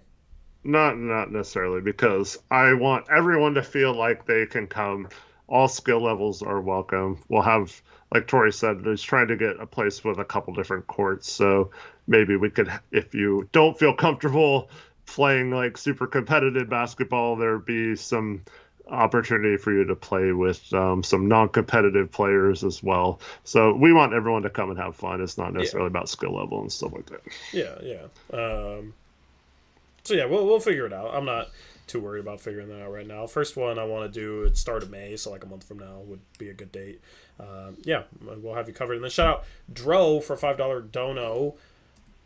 He says, you two are my source of Blazers basketball. Shout out to both of you for welcoming me into the Blazers Uprise cult. Thank you, Dro, for joining the cult. Appreciate the $5 dono. Thanks, Dro. Appreciate you, man. All right.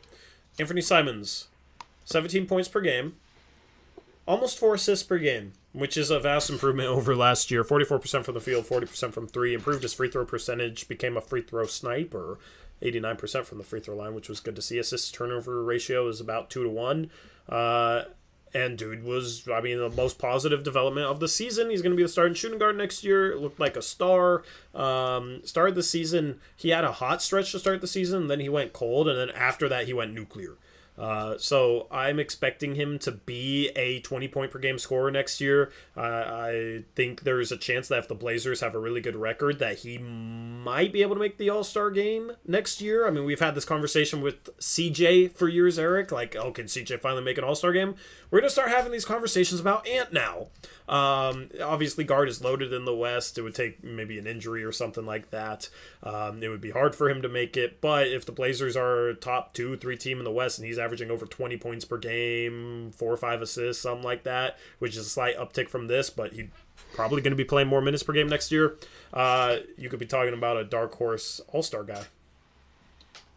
Yeah, absolutely. It's always tough to make an all-star, when you come out of nowhere. But if this guy gets the minutes and the shots, I definitely think he can get there eventually. And might not be this year, but I think he's going to see an all-star game in his career. I'm confident of that now. The other thing is, too, this is my biggest takeaway with Ant. Mm-hmm. And that's, I think you can get away even more so with CJ, or than with CJ, of easing the burden of Dame and letting him make, letting him take over games. If Dame doesn't have it some night, or we need to give him like the second night of back-to-backs off, I think you feel confident with Ant taking over games and giving him a ton of minutes that way, because he's young enough to play like 36 minutes a game. Whereas if that allows Dame to only play like 33 minutes a game next season, I think that's a huge advantage to us going forward if Ant can take the pressure off of Dame in that regard. Yeah, absolutely, man. And then I think they stagger them next year, like Dame and CJ were staggered for a while, where I think Ant comes out of the game early, then subs back in with the bench and plays next to Josh Hart. Maybe they stagger Nurkic too and try and recreate that lineup. If Winslow's on the team, maybe he's in the lineup. Maybe they try and recreate that lineup that had some success right after the All-Star break with the bench unit. Who knows what the bench is going to look like next year, obviously, but Ant next to Hart with the bench lineup is going to be phenomenal for a second unit, assuming that Hart doesn't start at the 3. That's why I want Hart as the third guard. I think he's the perfect complement to both Dame and Ant when he's on the floor with them. A guy who defends, a guy who can play make. He's not the best shooter, but everything else he can do. And then when he gets hot from 3, he can be he's a guy you got to respect from 3 at least. So he's a floor spacer. He cuts well. I think Hart is the perfect third guard, and it'll be fun. We had a bad bench for years when we had LaMarcus Aldridge, and we didn't have anybody we could bring off the bench and really trust to do much. I know Ant's going to be starting, but being able to stagger him and have Ant and Hart off the bench of the backcourt is going to be a lot of fun, especially if you get a healthy Joe Ingles and he bounces back, if he gets resigned. I think the bench could look phenomenal next year, and I think Ant will kind of be leading it because he's going to be staggered with Dame. Yeah, and the most impressive part to me is still shooting 40% from 3, despite the attention he was getting, especially once he started to take off. The guy was still hitting threes like crazy and hitting some tough shots, hitting step backs with guys in his face. And players who could do that often, not everyone, but usually they become, elite level starters to possibly star type players. And Ant, if he continues that, trajectory towards being able to hit those kind of shots, when you would assume next year, with him and Dame in the same lineup, if he can do some of those things, he's also would seemingly get a little less defensive attention because of Dame. And especially if we get a top 3 pick, if we have a lethal offensive player like a Paulo Banchero or a Jabari Smith or a Chet Holmgren too, playing off of that, it's going to open up the game for Simons too.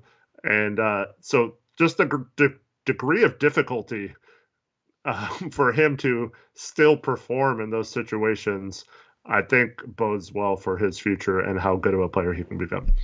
Yep, absolutely. Shout out Hyperprime, $5 dono. He says, y'all are effing goats. Can't wait for the off-season / draft. Also, the future graphics, which I know are going to be fire. Yeah, I always try and cook you up something new. every season, so I already have concepts in mind. I might end up doing that soon instead of waiting like I normally do. Also, he says, I hope to see a 3v3 tourney. Yeah, hopefully that should be back this year, and we can put out some overly dramatic, cheesy documentary as we white media members who aren't that good at basketball. Hopefully we get some rivalries going again. Yeah, that would be fun. Thank you, Hyperprime, for the $5 dono. I appreciate you. All right, who you want to talk about next? Maybe you can pick now. I've picked the last. Let's go Nas. Nas Little, almost 10 points per game, 26 minutes per game. I mean, you guys see the stats there. I don't need to list them all off. 46% from the field, 33% from three. He had flashes of brilliance, just wasn't consistent. Okay, has me optimistic for the future, but also I don't want to get too overboard with it. Okay, that's my opinion on Nas. He shot the ball great in 12 games in January, shot 40% from three. The 2 months prior to that, he shot under 26% from three. And that was kind of the case with last season, where he had a hot stretch shooting the ball 1 month, and then he'd have a stretch shooting the ball where he couldn't make a shot. And it's I hope that he's able to find some consistency. It sucks that he got hurt this year. Obviously, he missed the rest of the season with a torn labrum in his shoulder. I think the minutes after the deadline would have been great for his development, just to kind of establish some sort of consistency, which he hasn't really gotten the chance to, and a lot of it isn't his fault at all. You know, he dealt with COVID, fluke injuries. Mario Hezonja and Anthony Tolliver were playing over him his rookie year when they probably shouldn't have been. This was kind of the first year he had a consistent role. He could be he could be an Anthony Simons next year, where he breaks out and is just phenomenal and is the type of player we need. Was really good on the ball this year, really struggled off the ball. I don't know. I'll let you add your take to it, and then we can have this conversation on Nas. Yeah, I think analytically he was our best on-ball defender. I'm not sure how that ended the season, but I think at the time he got hurt, or before the trade deadline, that was the case. So maybe Josh Hart passed him up in that regard. But I think in terms of the guys who were on the team, he was the best in that regard. And I think that's important to look forward to next year, because we do need our forwards to be good on the ball. Yeah, I mean, we need him to be good off ball too, but I think that's off ball's a lot easier to coach than on ball. So I'm encouraged by the way he was defending, especially a few late game situations where he locked up some players there, like a Kyrie Irving or a DeMar DeRozan come to mind, where he made a key stop late in the fourth quarter. Yeah. I want to see him be consistent with that shot, and if it's not going in, I want to see him cutting to the basket more. But I want to say, I don't know how it finished, but there was a point in the season where his finishing around the rim was like percentile wise among some of the elite in the NBA. I think he kind of tailed off a little bit, but he was doing a great job earlier in the season of finishing around the rim. So continue that as well. He shot 58% from two. Now, my player review series, I'm going to go over the goals, the statistical goals that I set for players at the start of the season. So this is a little bit of a spoiler, a little bit of a teaser, but I did player previews at the start of the season, listed statistical goals for guys. My goal for him was to shoot 52% from two, just make more than he misses essentially, and he shot 58%. So that was the good thing. The bad thing is I was hoping he could shoot 37%, which was ambitious, 37% from three. I was more so just hoping, okay, just be an average three-point shooter, and he didn't quite get there, 33%. So the finishing is definitely a positive. The three-point shooting, I think, is a bit of a negative. I was hoping he would take a little bit more of a step forward with his shot and be a little bit more consistent as a shooter. The on-ball defense is a positive. The off-ball defense was a negative. That's just kind of the thing with him is if he could just become a consistent three-point shooter and clean up his off-ball defense. He would be a good defender. He would be a solid shooter. He would be a good slasher, transition menace, great finisher. Like, he is close to being a really good player. He is close. It's just he hasn't found that level yet, and neither had Anthony Simons until this year. So I'm hoping next year, contract year, that'll be Nas's year. I would still try and get 2 starting forwards that are better than him and bring him off the bench. Still give him a ton of minutes. The backup 3, play him at some backup 4. If he's having a good game, maybe let him finish with the starters. I like having his energy off the bench though. So if you're talking about bench lineup, I forgot to list him in that bench lineup with Ant and Hart and Nas. And then maybe you got Ingles as well. Who knows who the backup center is? I really like that bench lineup. So that would be the goal going into next season, in my opinion, would be to have him off the bench but playing a ton of minutes. And then if he breaks out, then maybe you can trade one of the forward starters, depending on who they are. If Nas looks really good. Yeah, I'm excited for Nas. I think he will be a capable rotation player moving forward. I don't know about all-star level or anything like that. That's going to be a lot harder for him to get to that level.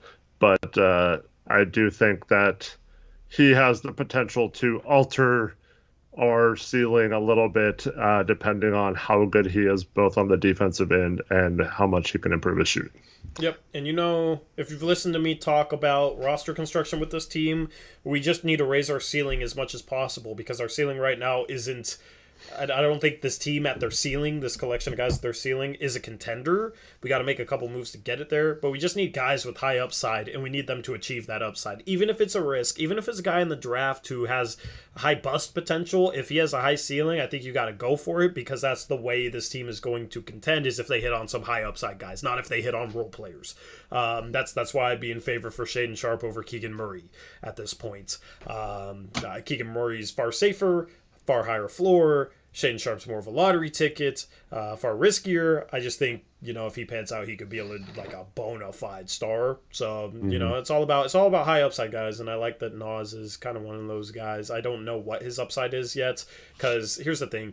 In order to become an all-star, he's going to have to consistently make plays for himself off the dribble. He's been a good driver, but if he's an all-star, he's a guy who's going to see a ton of defensive attention, probably going to need to run more pick and rolls and just be in more control of the offense on the perimeter, and he hasn't really shown that. I was hoping he would show a little bit more playmaking, because we've seen flashes of it, but 1.3 assists per game in 26 minutes, it wasn't really his role or his job, but I wanted to see a little bit more playmaking out of him for others. I wanted to see him run more pick and rolls, and he hasn't really done that yet, so maybe that'll change, but he has to be able to do those things to become an all-star caliber player, and I just haven't seen them, so I don't want to sit here and say, oh yeah, he's a future all-star or whatnot, because I see a lot of Blazer fans saying that. Yeah, I'd like to see more sets run for him, or the chance to do that. I feel like a lot of our sets, especially when Dame was still healthy, were designed to have him just stand around, and that's not what I want to see from him. I want him to cut a lot, move a lot. Saw one play where he got a curl, came up to the free throw line, and hit a mid-range jumper early in the season. I want to see more stuff like that, getting him going around the paint and towards the rim. I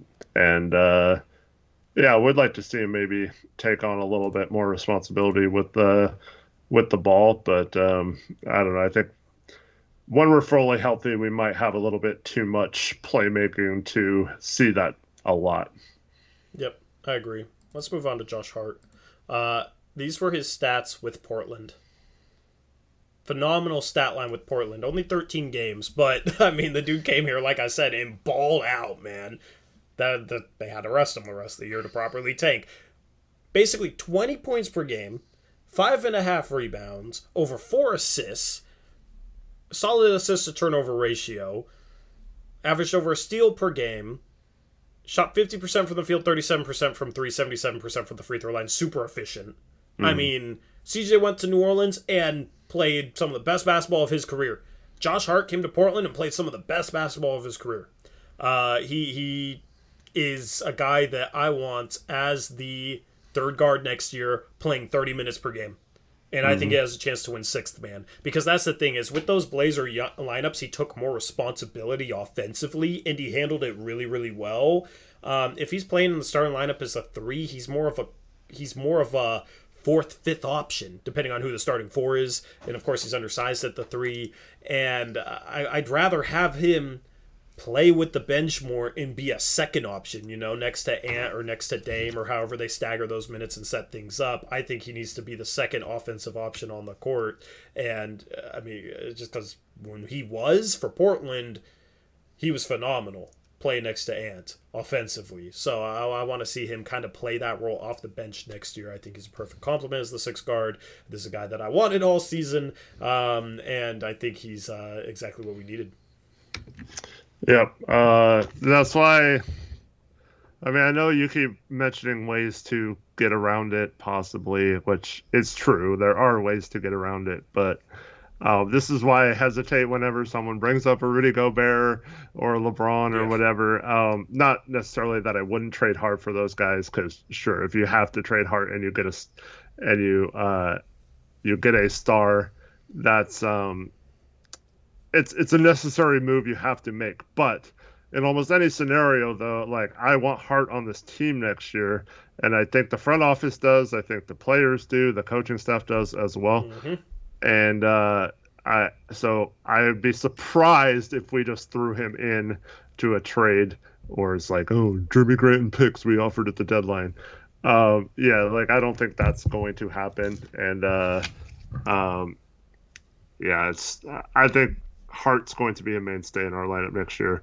And much like you, I hope it's as the backup guard. And that's no offense to Hart. I think he's capable of being a starter on a good team. I just really like the 3-man guard rotation, like you mentioned, with Dame, Ant, and Hart. I think we're set there at guard. We could have a third-string point guard in case one of those guys is missing.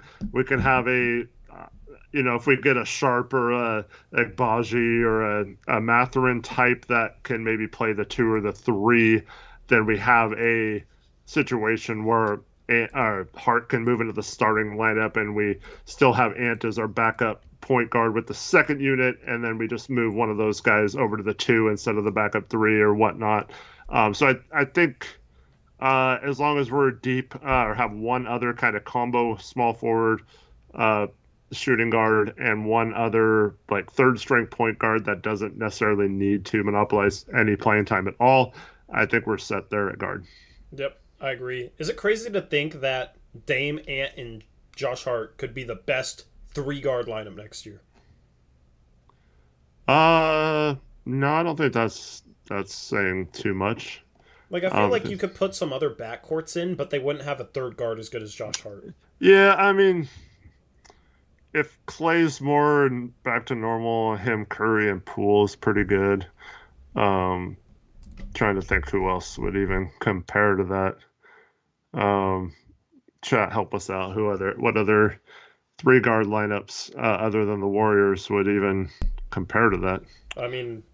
Phoenix maybe, but Campaign is worse than any of these 3 guards on Portland. Mm-hmm. He's too inconsistent. Chris Paul be like 38. Yeah, Chris Paul and Devin Booker, they've had a lot of success, but I think that's still pretty comparable to Dame and Ant next year. Josh Hart, I think, tips the scale in the Blazers' favor. You don't have Kyrie and James Harden anymore, so Denver with Jamal Murray and who else?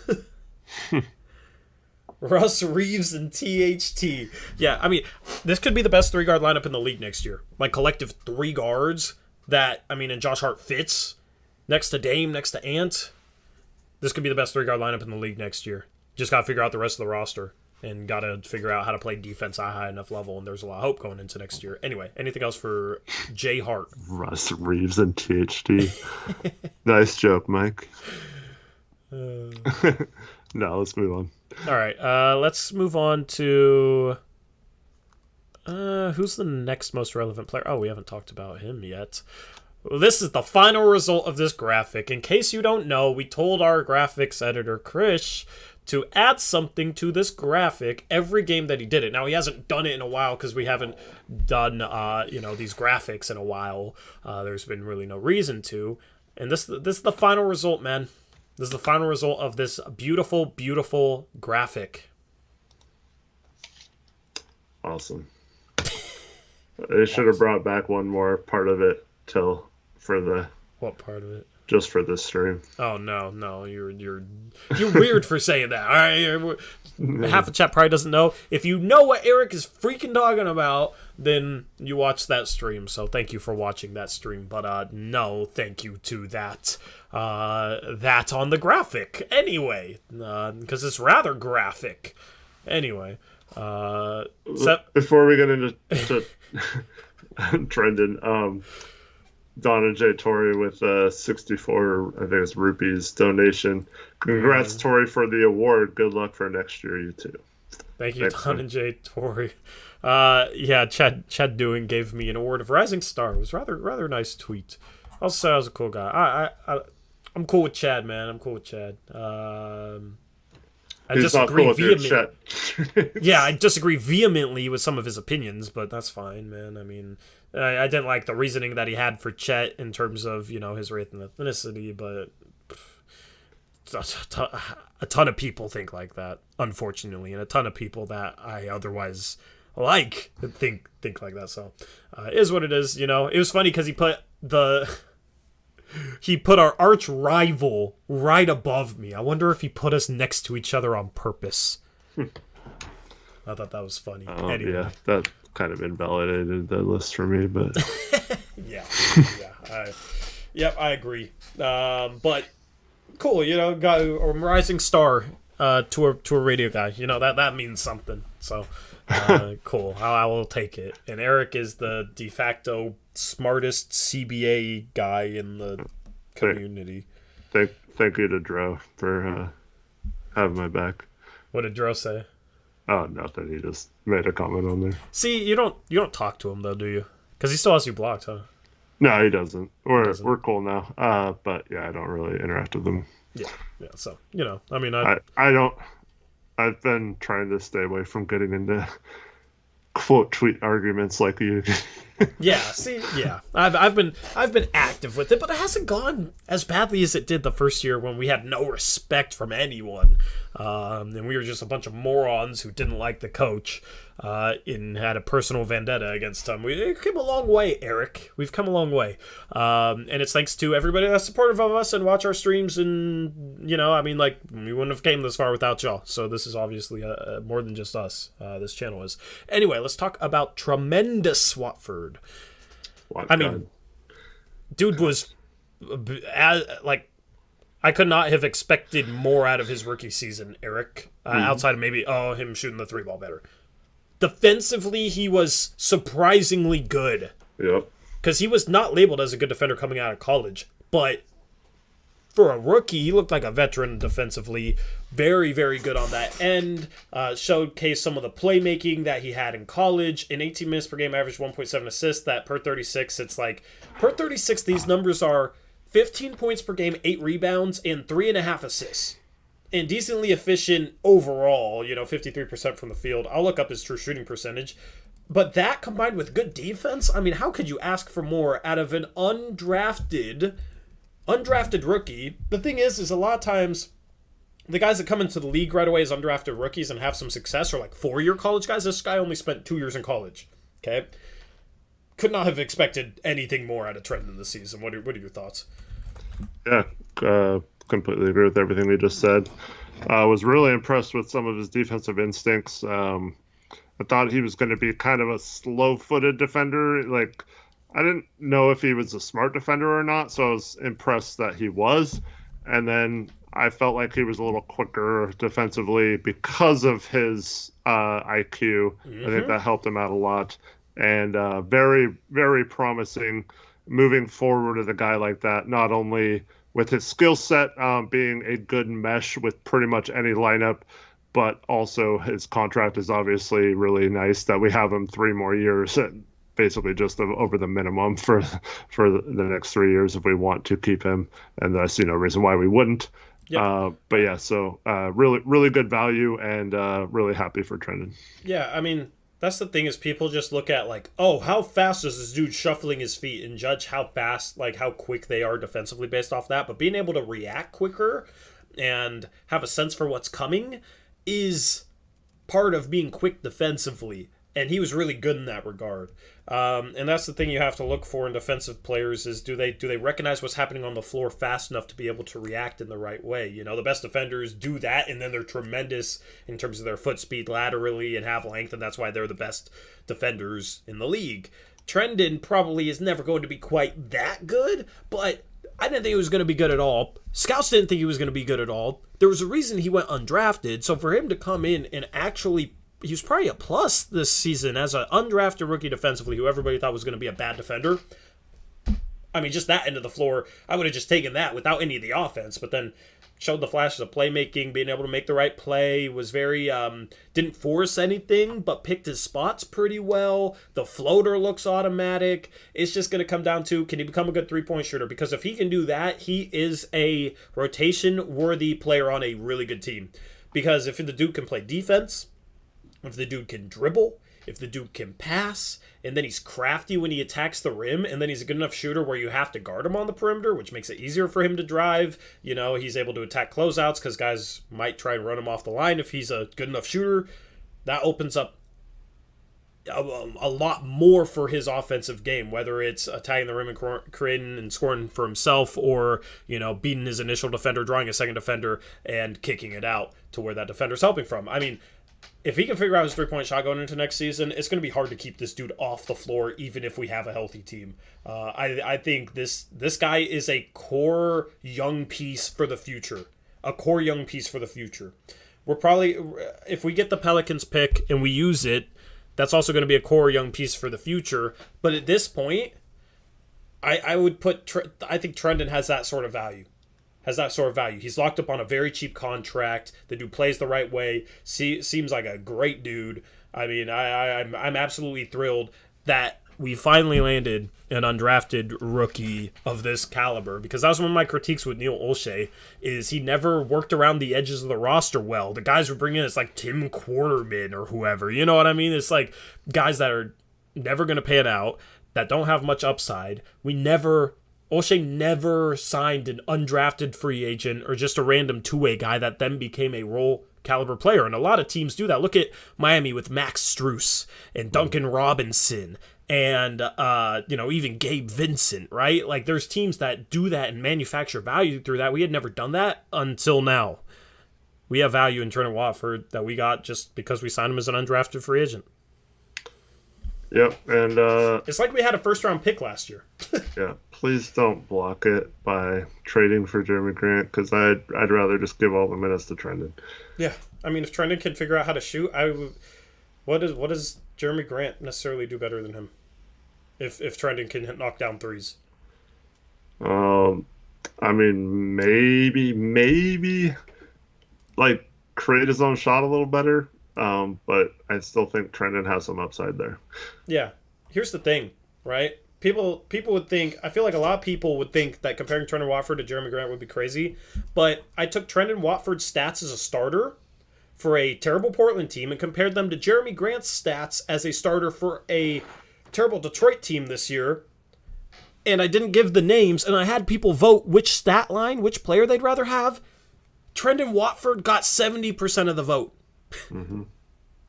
He was arguably statistically better as a starter for a lottery team, for a terrible team, than Jeremy Grant was for a lottery team and a terrible team.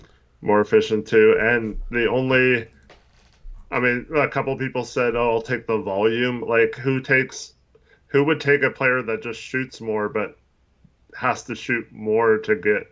And is less efficient. Yeah. And it's not even like the volume was that different. Jeremy Grant averaged like 19 points per game, and Trendon Watford as a starter averaged 15 points per game.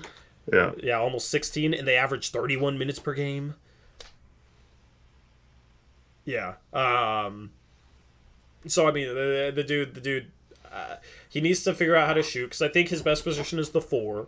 Okay, but if he's struggling to shoot threes, if he's shooting at 24%, then the spacing might be kind of weird depending on who's the center next to him.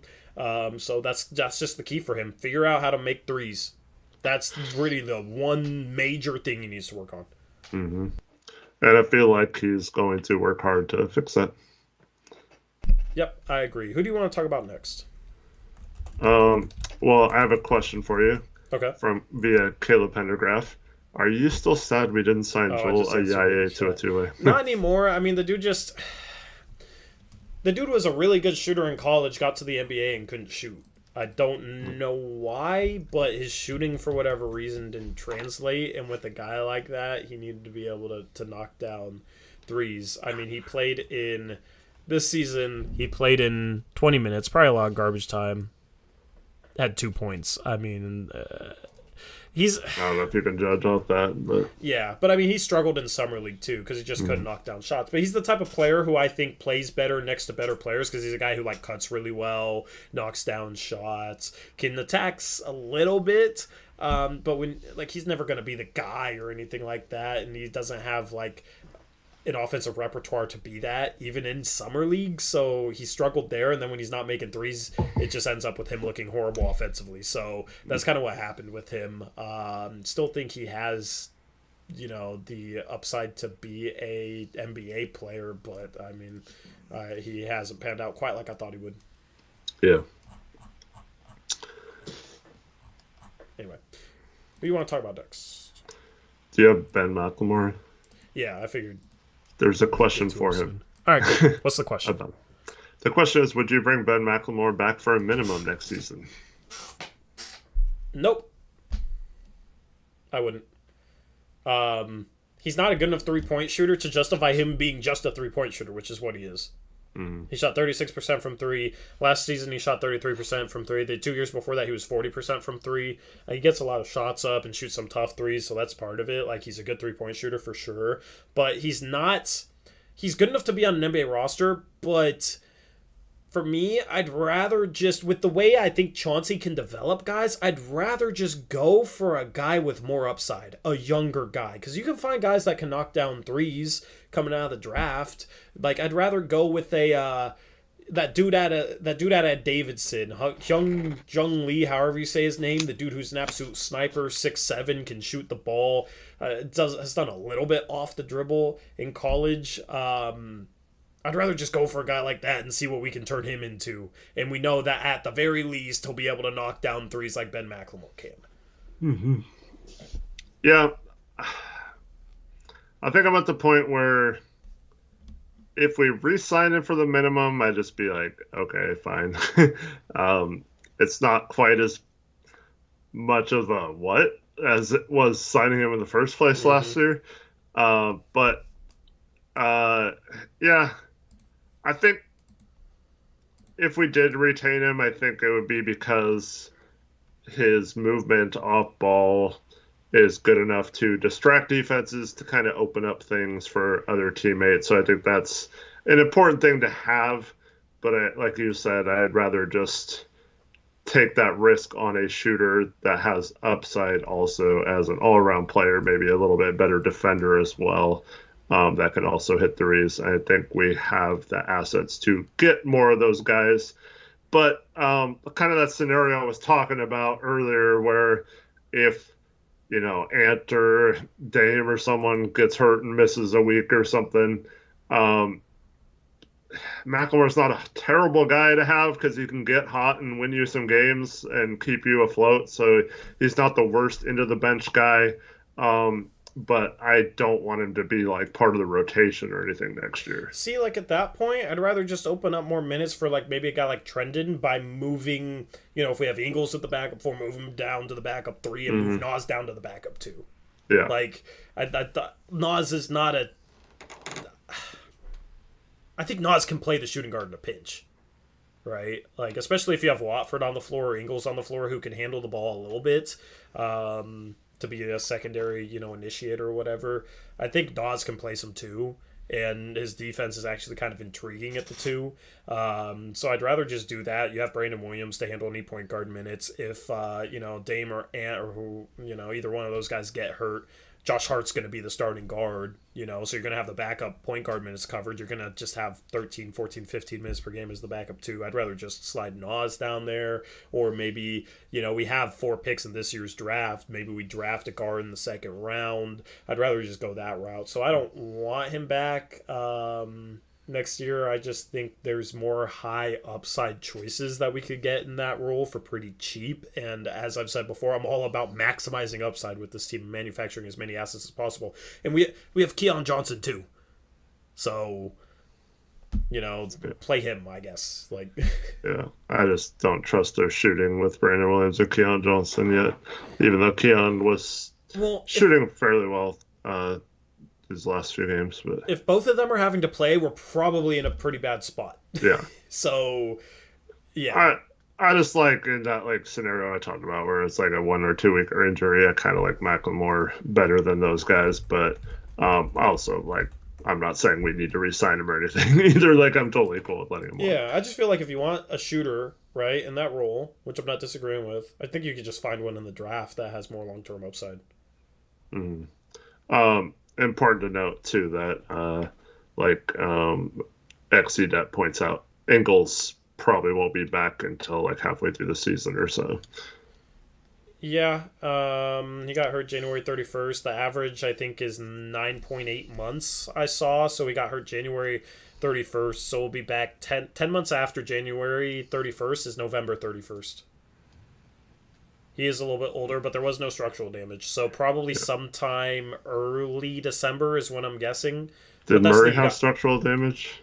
It seems like it's weird because, you see, Murray and stuff sit out the entire season, and then you see others that are back way sooner than they should be. Yeah, it's random. So who knows? Mm-hmm. But you have Watford, and you have 4 draft picks. That's the thing is, we could take, a Vince Williams. Well, we don't have 4 draft picks yet.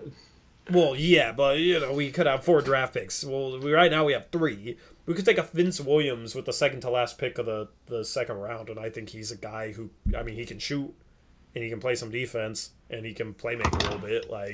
There's guys in the second round that can shoot that I'd rather have in that role. So I don't want him back. I'd rather just get somebody with more upside. Yeah. Anyway. We got a troll. We got a troll in the chat. Terrible Caleb Wilson. Don't even. Yeah. I only acknowledge it because I see you there sighing and putting your face in your hands. It's whatever. Who you want to talk about next? Just pick someone. Okay. Let's talk about. Let's talk about Winslow. This is stats in Portland. He came here and everybody loved him and was saying, "See, I told you so" to me. Defensively, he's solid. Offensively, he's rough. Super inefficient. Nothing really proved otherwise to me. Played 11 games for us. 11 points per game, 6 rebounds, 3 assists, 1 steal. He played hard and played defense and can play make a little bit. There's some positives in his game for sure. And I like the dude. The dude likes Portland, man. I like the dude. He just can't shoot the ball. He's just plain and simple, just can't shoot the ball.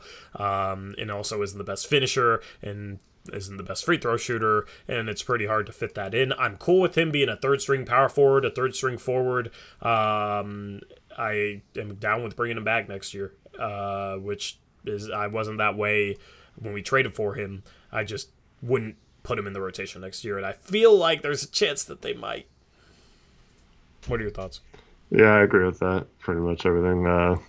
Good defender, plays hard. I think he's a Chauncey-type player. Showed flashes of shooting well, but then you look at his percentage and you're like, oh, wait, he didn't really shoot that well. Yeah. But yeah, I think, he seems happier than he's been in a long time in this league. So I think you risk, I don't think this is a bad for the team, but you risk losing him by making him the third string forward and him being unhappy again. But I think ultimately you want as many players as possible better than him that compete with him. And if he beats him out and gets some minutes occasionally, that's fine too. But we just can't go in a situation where he's like our starting power forward or playing 25 minutes a game next year. He could. I mean, that's the thing. Until Ingles gets back, assuming we resign Ingles, which I feel like it is, we can talk about him a little bit later. He could kind of play that role as like a forward playmaker, defensive type of player, in a pinch. I guess it's just the dude cuts decently, so he makes up for it. He doesn't just camp behind the 3-point line. But there was games where he would shoot a ton of threes too. So I don't know. If he could shoot, he'd be a really solid, really solid player. It's just the dude needs to overwork his form. If I were him, go and find the most renowned shot doctor out there and rebuild his form, not necessarily from the ground up, because like his base is solid, but the dude like his set point's super low and shoots it hot. Like his shot's just weird, but like his follow through is okay. Like there's aspects of his jump shot which I think are fine. I don't really know what it is, but something just looks really off. Go and rebuild your shot from the ground up. I know you say it's not going to happen, but go and try. There's no point in not trying. Okay, so just go and try. Name the players who have been in the league like 7 years and reworked their shot. It doesn't happen. Chat, I'm sure you could think of somebody. Back me up here, okay? I'm trying to be positive about Justice Winslow for once. Lonzo did it like after 2 years in the league. That was not 7 years. But the dude has been playing basketball all his life, so I'm not sure, Jackson says Brooke Lopez. Steph Curry. Get out of here, Trevor. See, troll. Ben Simmons reworked his shot. There's breaking news, I guess. Nope. Yeah. Dude, they posted a clip of Ben Simmons traveling on a practice shot and knocking down a 3, and it was like, look at Ben or something like that. Dude, what? I posted a clip on Twitter of me shooting from 30 feet. I made 4 threes in a row from like 30-ish feet. And it's just like, if I was Ben Simmons, people would have been freaking out. You know what I mean? Like, it's not impressive the dude travels and it's 1-3. I'm so tired of seeing practice clips of him. But anyway, Chris Brandlin says Fultz for the worst. We'll see. Yeah, I mean, guys have become better shooters. It's just, that's the thing. If his shot was completely broken, I'd have less hope. But it's just, I think he needs to raise his... I don't know. There's just some tweak that he needs to make that I think could help him. I don't know. Anyway, let's be optimistic. Quit bringing up low sample size. Cut him. Dwight Howard is shooting 53% from 3 this season. Bang! There you go, Eric. Dwight Howard. 7 attempts or something. Let's move on. Nope, 13. 8 for 13 or something like that. Let's move on. 8 for 13 is more than 53%. Yeah, I think Caleb is lying. He's even better than that, so boom. All right. Son Whiteside. Okay, you guys are just saying random names at this point. Let's go back to the cards. Where did they go? Right here. Wait, no, I'm on the wrong thing. Okay. Let's talk about... Let's talk about Keon Johnson next. 3-point percentage is decent for him and his standards, 35%. He actually struggled to finish, which he was looked at as a really, really good finisher coming into the league, so he struggled in that regard. Had some flashes defensively, but still not quite there yet. It's kind of crazy how, as a rookie, I think Trendon Watford was a better defender than Keon Johnson because their reputations coming into the draft were so vastly apart in regards to defense. But that's why the draft's a little bit of a crapshoot at times. Had some playmaking flashes the last couple games of the season, Eric. 6 assists, nice to see. Maybe he can play some point guard in a pinch. You know, he not a terrible ball handler, and Chauncey develops playmakers well, and he's a former point guard, so maybe there's hope for him long-term being able to play some point. He's obviously an undersized 2. So, I mean, we've seen some good things about him. I just don't know where he gets minutes next year. I don't know how he develops next year with the guards that we have. So that's kind of my question mark. Agreed. Anything else you want to add? Yeah, I mean, I'm just going to say this. I don't care if you don't like me bringing it up.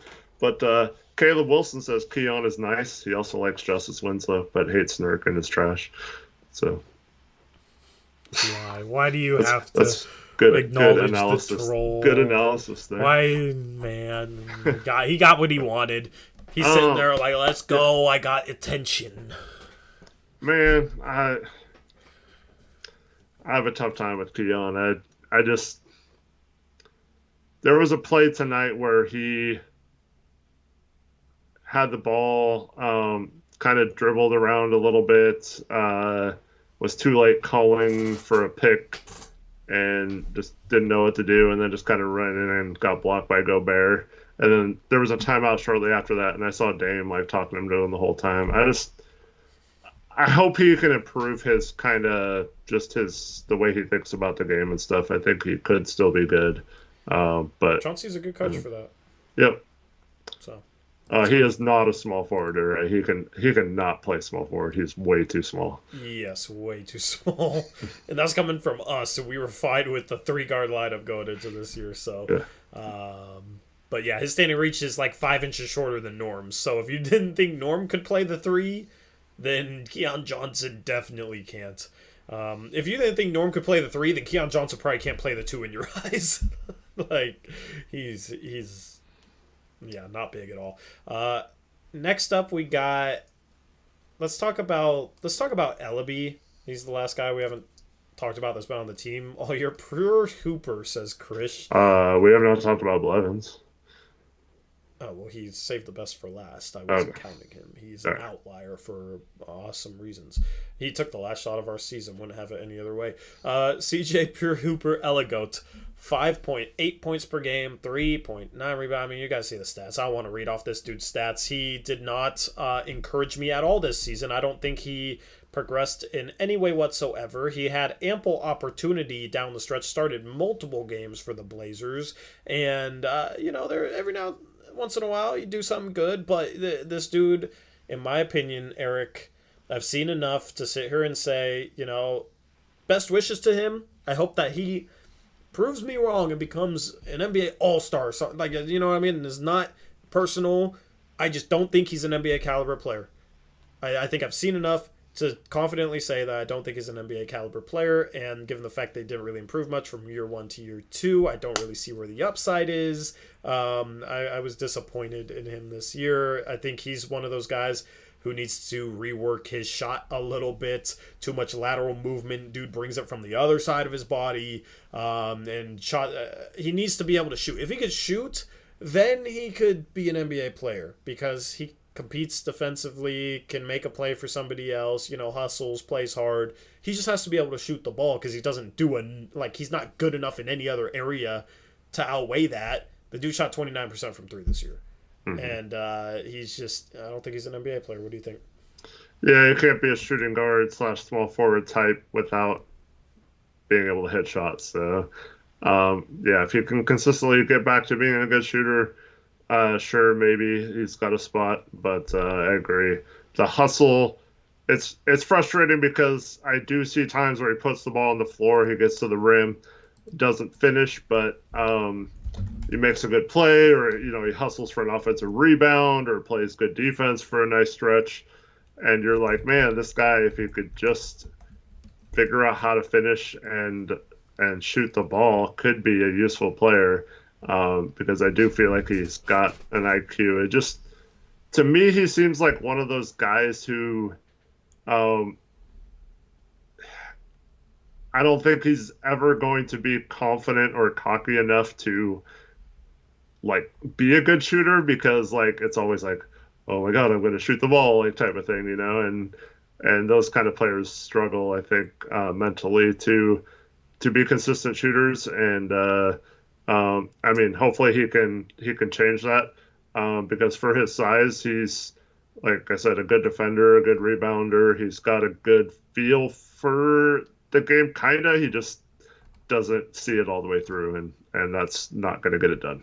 Yep. Now, to be fair, the draft in which he was drafted in, I think it was the 2020 draft, so still a lot of time. But just looking at the second round and undrafted players, I think it was a pretty bad draft in terms of the second round and undrafted players. I don't think it was that deep.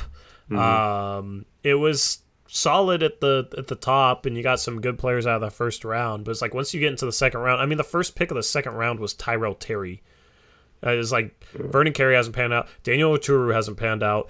Theo Maledon's had a big chance at OKC and hasn't played well. Tyler Bay isn't even in the league anymore. Elijah Hughes, we have him. He doesn't look like an NBA player. Robert Woodard doesn't either. Like, you go all the way down through the second round.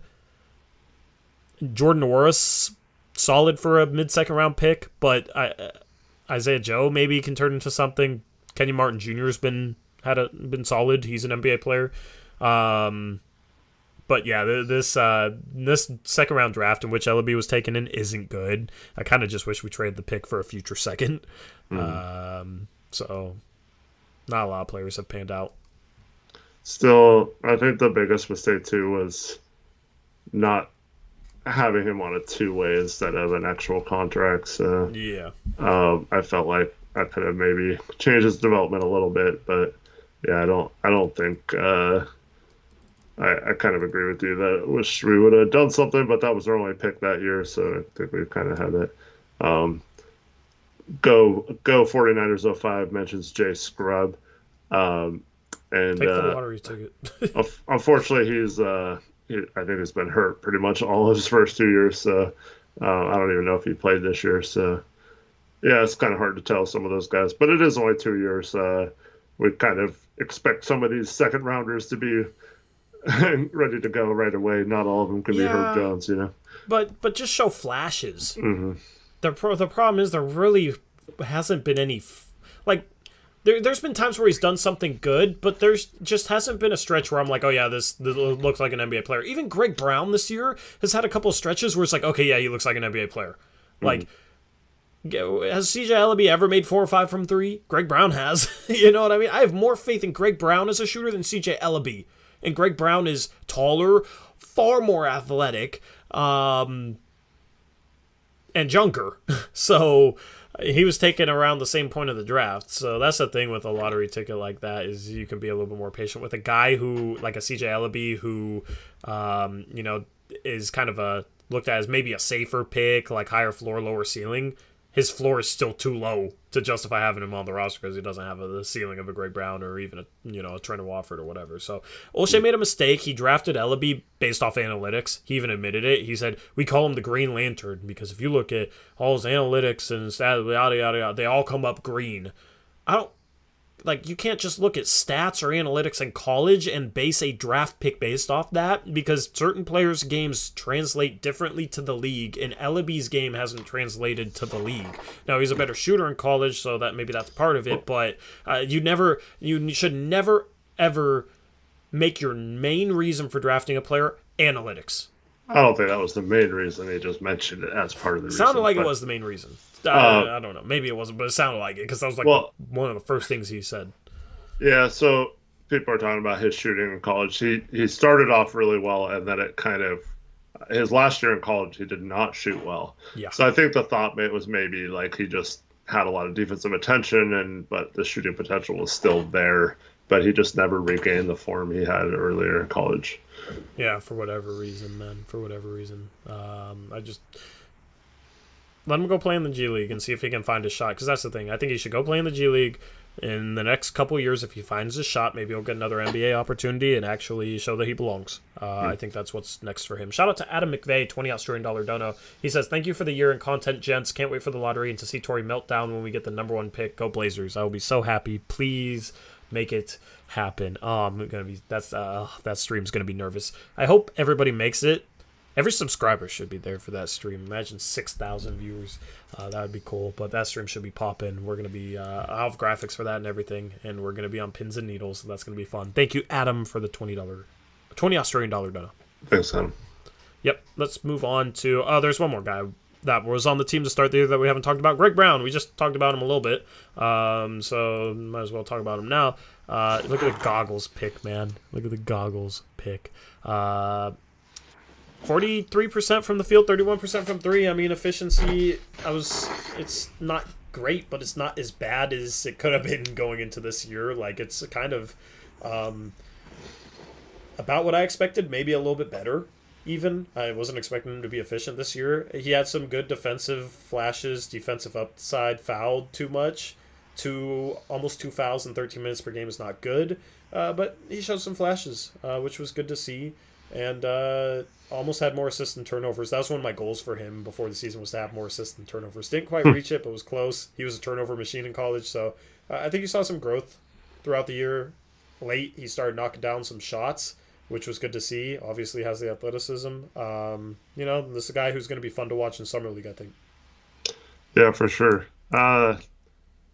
My favorite part about Gray Brown is his vibes, man. Like, Is this vibes? he just he has that happy-go-lucky, just Mm. always positive. Like it's kind of adorable how he didn't really know how to handle his when he started getting invited to the press conferences at the end of games and stuff like that. And he walks away with his little backpack and thanks everyone for listening to him and stuff like that. It's just, Yeah. but I love how he tweets almost every day, game day, Rip City, and all that kind of stuff, even when he wasn't playing. I just think guys like that are good to have on your team, and it's fun to have that. And I think practices are probably better when you have players like that who always bring some energy and stuff like that. Looking forward to seeing if he can develop. I don't know. I'm not sitting here thinking he's going to be a rotational player or a major part of our plans moving forward, but it's nice to have a player like that who is kind of on the back burner and could develop if he, has a good work ethic and things like that, work on some of the things he's struggling with, and could become a useful player because with his athleticism, if he does have that work ethic, I'm sure he'd stick around in the NBA for a long time. But he's another one of those players that if you don't work hard enough and if you don't, fix your shooting like we talked about with Ellaby, it could be just a case of this guy was super talented but never quite lived up to it. But it's kind of nice to just have him but not be dependent on him breaking out or something like we will be with our first round pick and stuff next year. Yep, absolutely agree. He's gonna make summer league fun, man. I'm excited for summer league. I'm excited for the offseason, but it's gonna be maybe the funnest summer league ever. You got some players that are gonna be seriously fun to watch. Watford, Greg Brown. Our draft picks, if we maybe Jabari Smith or Chet Holmgren, whoever we take with the Pelicans pick, if we get it, knock on wood, pray that we get it. Please, Spurs, take care of business. Brandon Williams, we're gonna have a fun roster, and I know I'm forgetting somebody too. So Keon Johnson's probably it's basically like our roster from this game. Yeah.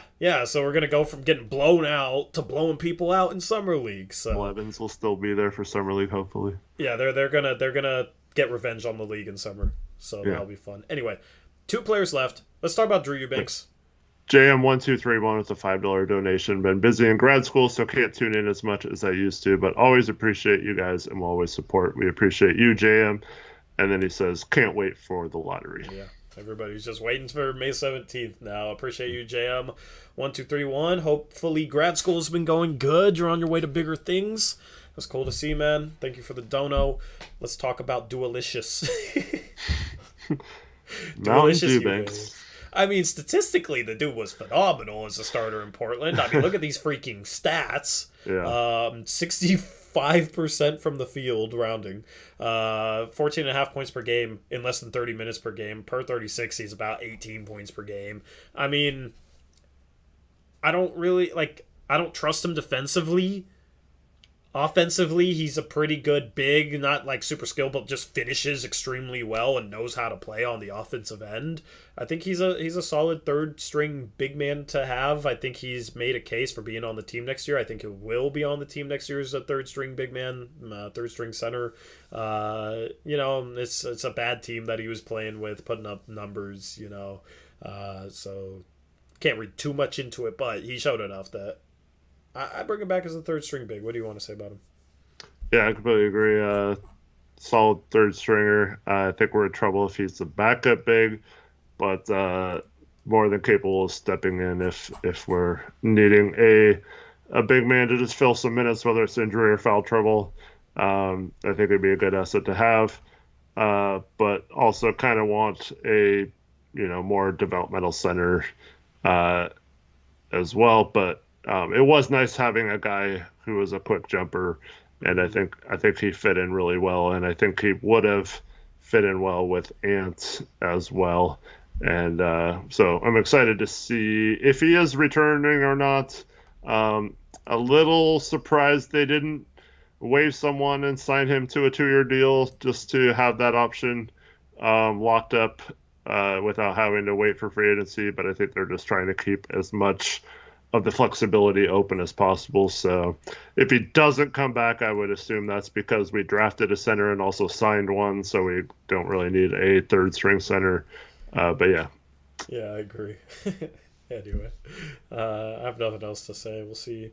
Minimum contract, third string center, I think, is what he'll be for us next season. And one more player to talk about. I mean, if you want to talk about Blevins after this, we can. We don't have a graphic for him. But Brandon Williams, I did not have a graphic for Blevins. He just didn't make a graphic. Gosh, Chris. He thought Blevins was too good for the graphic, and I kind of agree. 13 points per game good numbers for an undrafted rookie coming in mid-season. Just wasn't efficient. He had some stretches where he made shots, and he had stretches where he missed shots. Stretches where he tried to do too much. We saw a little bit of that in tonight's game. What'd you think about him? Yeah, I mean, it's okay. If you're going to be a small point guard, I think you have to, you have to be a better shooter. So it's one thing if you struggle like finishing in the paint when you're small, but you have to be a better 3-point shooter in my mind. So hopefully he can improve on that.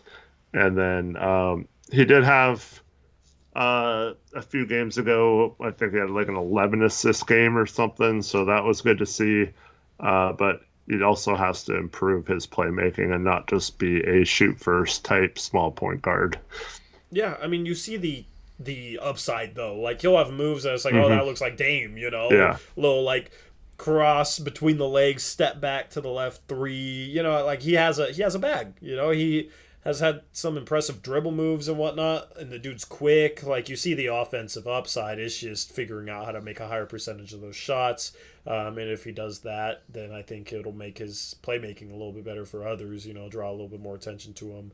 And he might do better playing next to better players as well in a better spaced court, because when he would drive, you just get swallowed up.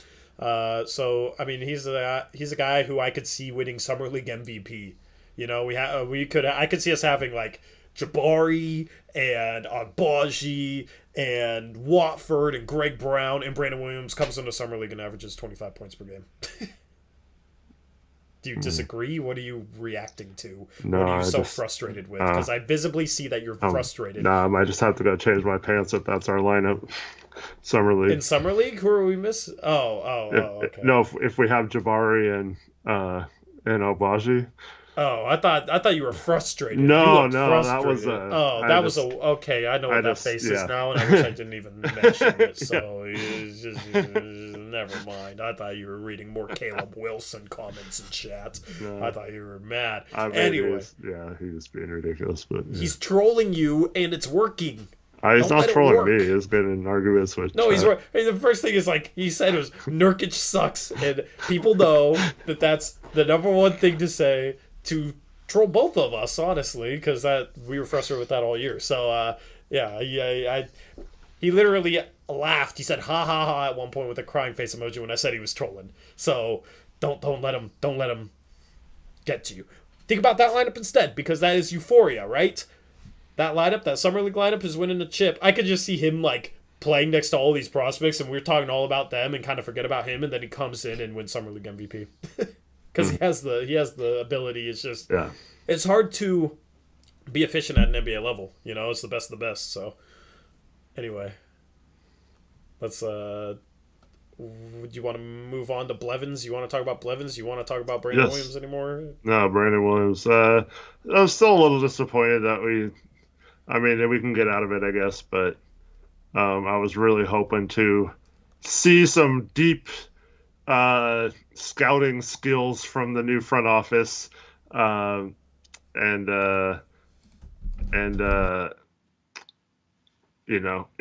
see them pick up some more Trenton Watford type players. But Brandon Williams is fine, I guess. Is a lot better than Blevins on using that position on the Blevins.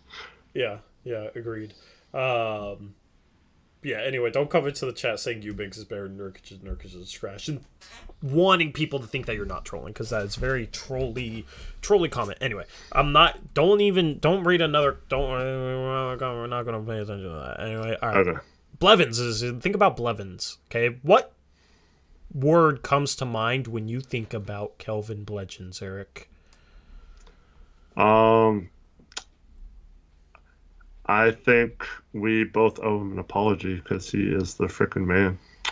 It's a lot more than one word, but I agree. Yeah. Apology. That's my one word.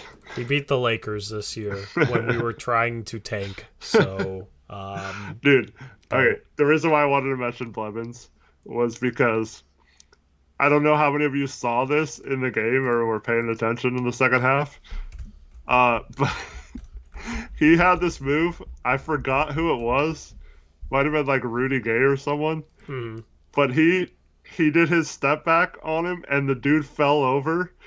And Dave and Nurk like stand up and were like, "Oh!" like the hold me back type thing. And the bench was about to go crazy, and he freaking missed it. I wanted him to make it so bad. Like Dave and Nurk were about to explode if he made that. It would have been so hilarious to see him in his last game make that shot, but unfortunately he did not. But that was going to be an awesome moment, and it just seeing, I was like kind of like right by the Blazers bench, and I was like looking right down on Dave and Anton to see their reaction to him crossing some dude over and stepping back on him as he fell to the floor.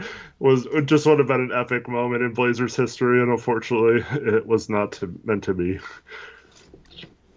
Yep, agreed. Anyway, so Dro under Chad's tweet said, "Can't even mention Hoops Shock. LMAO, this list is terrible." Dang, Dro. Dude complimented me, and a member of my community is gonna go act like that. I mean, I'll stand up for Eric too, but oh man, I don't know. Here's the thing, though, Eric. Here's the thing. Here's why you shouldn't feel bad, though. Travis DeBur said, considering he didn't even mention his radio partner, I don't think Eric should be too upset. That's funny. Anyway. No, the other, I don't know if you even see the other comment. I think I have him blocked. Yeah. Was it like Eric's a bum or something? No, it was, what should he win an award of being wrong every time or something? That's better than I got. I got called a bum, so. The most jealous guy I've ever seen. We got haters, man. It's cool. It's part of the. I can't get behind any list that has the worst people on it. It had nothing to do with there's a lot of good people in there. There's just a couple of maybe a little questionable, but I mean, I'll take it. You know, I know you're saying that the worst people is me, but you know, I think I'm okay on that list. I don't know. Anyway, anybody else to talk about? No. Okay, that wraps up player cards. We were supposed to have standings, but Chris didn't make them and then didn't respond. So, but thank you to Chris for the cards. As far as content goes, content video tomorrow. As far as live streams go, we're going to be streaming on our second channel pretty much primarily during the offseason. So if you haven't subscribed yet, more than 2/3 of our subscribers to this channel aren't subscribed to our second channel. Go subscribe now. We're going to be streaming Mondays and Thursdays throughout the off-season over there. And then the only streams that are going to be here on the main channel are going to be the draft lottery stream on May 17th, the mock off-season draft, which will be early June, the NBA draft stream, which will be June 23rd, and then the first day, maybe the first couple days of free agency, which will be July 1st, July 2nd. Those are the only streams that are going to be on the main channel. Only other potential streams would be if we made a big trade or something on a different day. Then we go live on the main channel. Those are going to be the only streams over here, okay? So twice a week on the second channel, only 4 or 5 during the entire off-season on this channel. So definitely go subscribe to the second channel, Blazers Uprise Live. Link at the top of the description box below. We will talk about draft. We will talk about the combine. We will talk about all sorts of things. And Yeah, we will cover that over there. People wanted us to talk about Didi, but he barely played. I have nothing to say about him.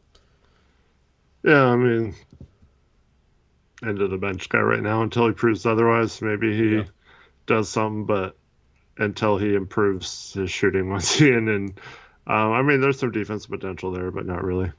Yep. And I know you talked about Reggie Perry right off the jump. So, but yeah, he's definitely a NBA caliber player. Hope he gets a shot next year. Just don't think we have the roster spot for him. Yep, agreed. And Madden Mobile, shout out to you. He's asking for one. So okay, shout out to you. Did I beat chat and picks against the spread? We tied. I don't know if I set a tiebreaker at the start of the season. I have to go back and rewatch the first stream. I don't know if I said in the first stream or the second stream or whatnot, so it's going to be tough to figure out if we actually officially set something. If not, we might have to do tiebreaker on play-ins, which is probably more likely than anything. So I don't know how we're going to do that. I'll tweet it out. I'll let you guys know. When are we going live again? Okay, so like I said, Mondays and Thursdays on the second channel throughout the offseason, but this upcoming week, the days are going to be different. Okay? Instead of Monday and Thursday, we're going to do Wednesday and Friday because the Western Conference play-in game between the Pelicans and the Spurs is on Wednesday. We will essentially do a bit of a post-game show for that. I'll even have this graphic, but with the Spurs and with the Pelicans. Okay? Because obviously, we want the Pelicans to lose. We need their pick. So we will do a stream right after that game on Wednesday, and then if they win, they will be playing again on Friday against the loser of the 7-8 playing game, and we will do a stream after that game as well. And on Friday, we will do, you want to do playoff predictions on Friday? Next Friday? After the play-in? Yeah, after the play-in. Sure. We'll do playoff predictions on Friday. Me, Eric, any mods that want to participate, and chat. We did it last year. It was fun. So we'll do it again this year. That'll be on Friday. So definitely go subscribe to that second channel. Wednesday and Friday, right after the Western Conference play-in games next week is when we're going to be live. Isaiah Muhammad is jealous of Madden Mobile, but now you don't have to be because I said there you go. Shout out to Isaiah Muhammad too. Yeah, we need DeJounte to step up. I agree. Anyway, what else? Go Keldon. Go Keldon. Pirtle. Portalol. Now that the season's over, man, we have to have a tankathon. Oh yeah, we have to have a tankathon. Absolutely agree with that. Let's get it then. Tankathon.com. Oh, we have actually news that we haven't talked about from that. We have news from that, Eric. And also, it looks like Frank Vogel did get fired. But he's saying he doesn't know S yet. So he's getting fired. He's gone. Yeah, he's for sure gone. He is gonzo. I mean, that's what happens is the fall guy is usually the coach because that's the easiest to get rid of. Mm-hmm. Yep. We'll see what LeBron decides to do this offseason. Maybe he wants out. We'll see. Lakers are in an interesting position. It's not a good one for them. Anyway, here's the tankathon situation. Here's what changed today, Eric. New Orleans, a couple of streams ago, was in 12th. Going into today, they were tied with New York. New York. Good New York won and New Orleans lost. So yes. New Orleans is now in 11th. First and 11th. Looks like the dream. Mm-hmm. And the thing is, the percentage difference between 11 and 12, it's not much at all, okay? Compared to like 11 and 10 or even 10 to 9, the percentages jump up a lot once you get up to like 10 and 9, but they're 11th instead of 12th. They have a 9.4% chance of the top 4 compared to a 7.1% chance of the top 4 with the New York pick, okay? They almost have an equal percent chance to us getting the number 1 overall pick. We have a 9% chance of the number 1 overall pick. They have a 9.4% chance of the top 4. So it's a situation we're going into draft lottery night. If this is the situation, you're looking at, I think that it's unlikely that we both lose their pick and don't move up ourselves. Mm-hmm. Because obviously there's a 91% chance we keep their pick. And if we lose their pick, there's still a chance that we move up into the top 4. So doomsday scenario where we lose their pick and we move all the way down is very, very unlikely. outside of that, worst case scenario obviously would be like us falling down from 6 to 8 and them falling down from like 11 to 12 when we have 8 and 12. But at least we'd have 2 picks in the lottery, which would be fun to talk about. I really want 2 picks in the lottery. Never had it with this channel. It would be fun to cover draft stuff, talking about 2 potential picks. So please, oh god, I'm going to be nervous for those playing games. I think percentage-wise, the most likely outcome is 7 and 11. Yes, agreed. Real quick, any chance Vogel is an assistant? Asked Jackson. He asked it earlier in the stream too. For us? Yeah. Next year? I mean, never say never, but I don't know if they change the coaching staff at all. I think Chauncey is pretty happy with the coaching staff, so I'd be surprised if he replaced, because that would probably have to be, unless Scott Brooks or one of the other coaches got a job elsewhere. I find it hard to believe he'd replace one of them with such a strong option. Yep, I agree with that. Anything else? In terms of the Tankathon, this won't change at all anymore, so we don't have to keep going over the situation.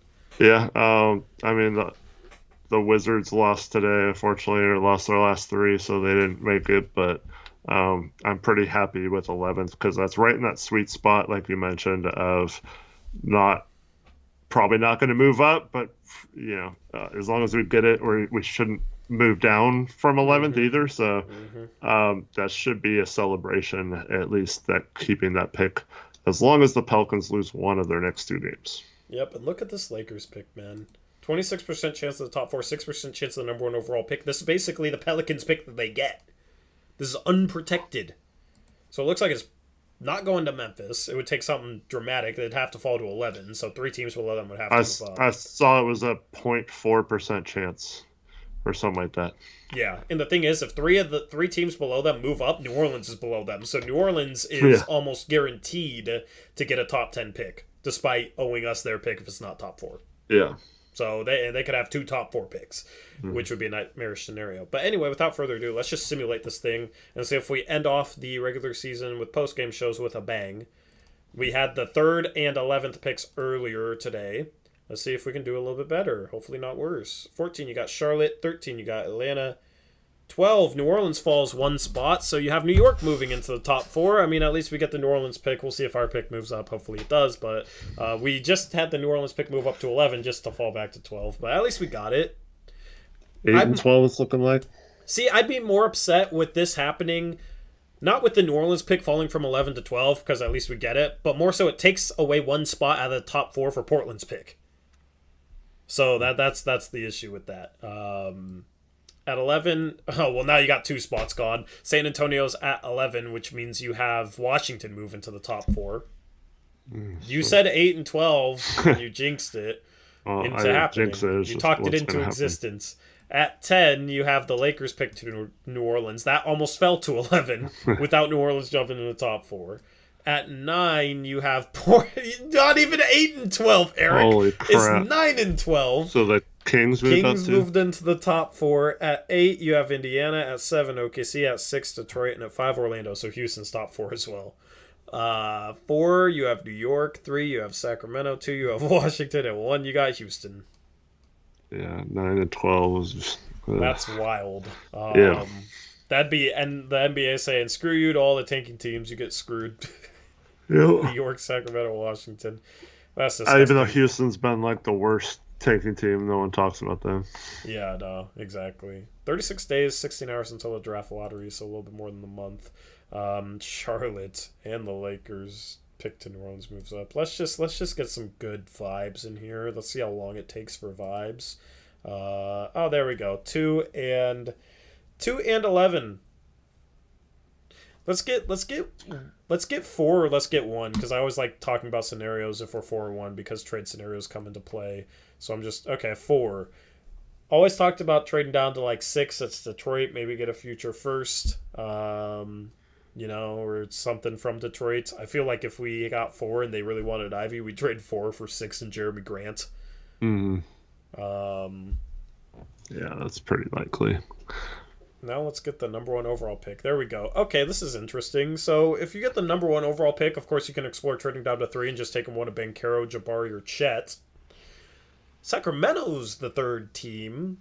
third place team, is there any assets they'd have that you'd be interested in terms of a trade down? Not really. Yeah, future pick, but if it was an unprotected pick next year, I would probably have to do it. Yeah.